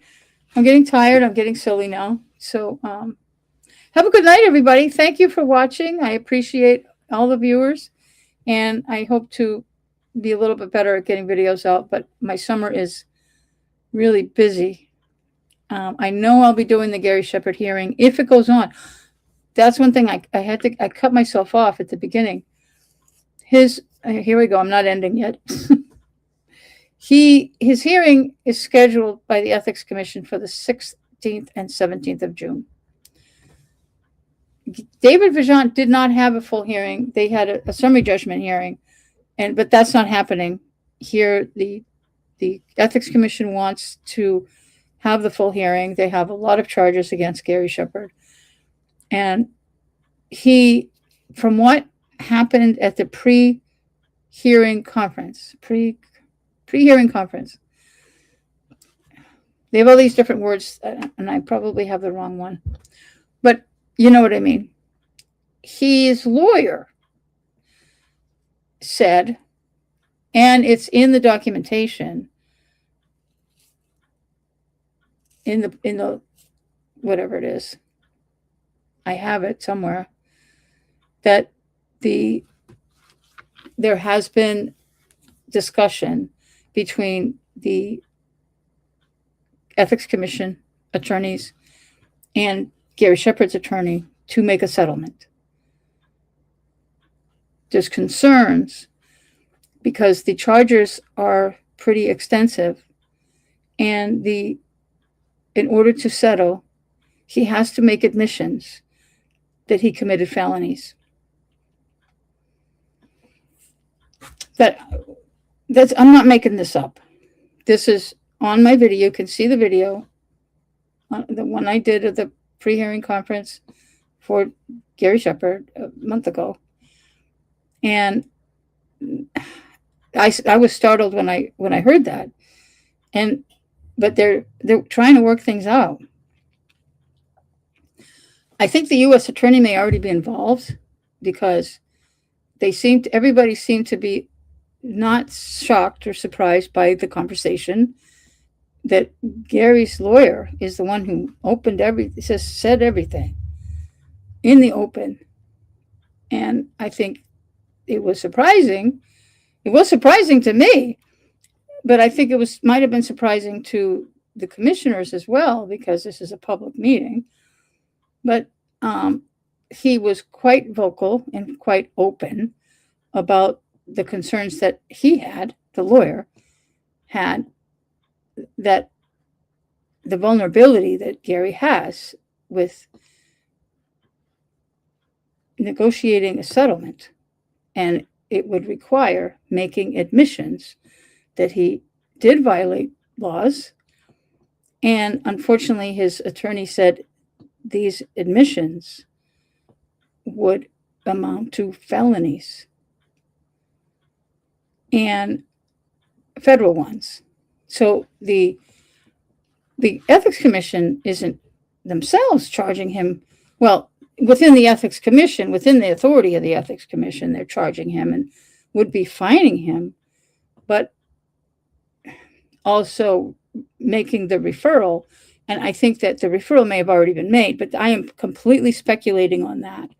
So don't go running around and saying Cindy said this, and because I'm speculating that the U.S. attorney is probably well aware of this case and waiting in the wings. And that's what Gary's lawyer is concerned about, is that the U.S. attorney, even Gary can make a settlement with the Ethics Commission, pay a big fine, and move on. And then it's over. Because he's required to make admissions that he violated the conflict of interest laws, the U.S. attorney has in the past come in and had some people in the same situation indicted in a federal grand jury and charged, or maybe, I don't know that a grand jury is even required. I'm not quite sure what steps are required, but screwed up my mic. But his lawyer is concerned that the U.S. attorney can swoop in and then charge him in federal court with committing felonies, and which would be another settlement. But sometimes the settlement is, how much time are you spending in jail? And that's why sometimes I have been saying, Gary's going to jail.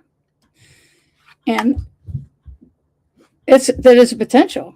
But I think that the June 16th and 17th date for his hearing are tentative. And I say that because of all this negotiating stuff, that I'm assuming if Gary's lawyer's on top of things and the Ethics Commission can be open, which they don't really want to be, because if they show their hand too much, it can really harm their case. So I can understand why, if they're making it harder. I can understand why, which is tough. But I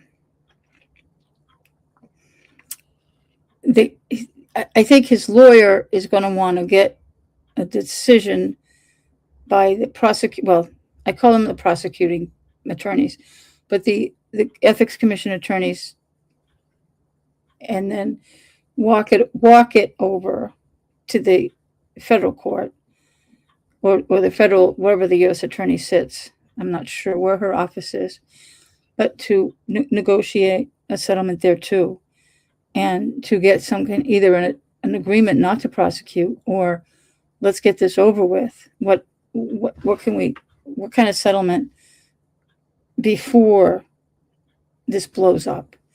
And I mean, it's blown up already, but if there can be a settlement between both the state and the feds at the same time. I don't know that's even legal. If that's ever done, I don't know. It's times like these that you wish you had gone to law school. But anyway, so I don't know how that's going to go. But I think that Gary's lawyer wants to somehow do as much as he possibly can with getting a settlement that has no jail time. That would be my goal, I would think, and to make this go away as cheaply as possible. It's not going to go away very cheap.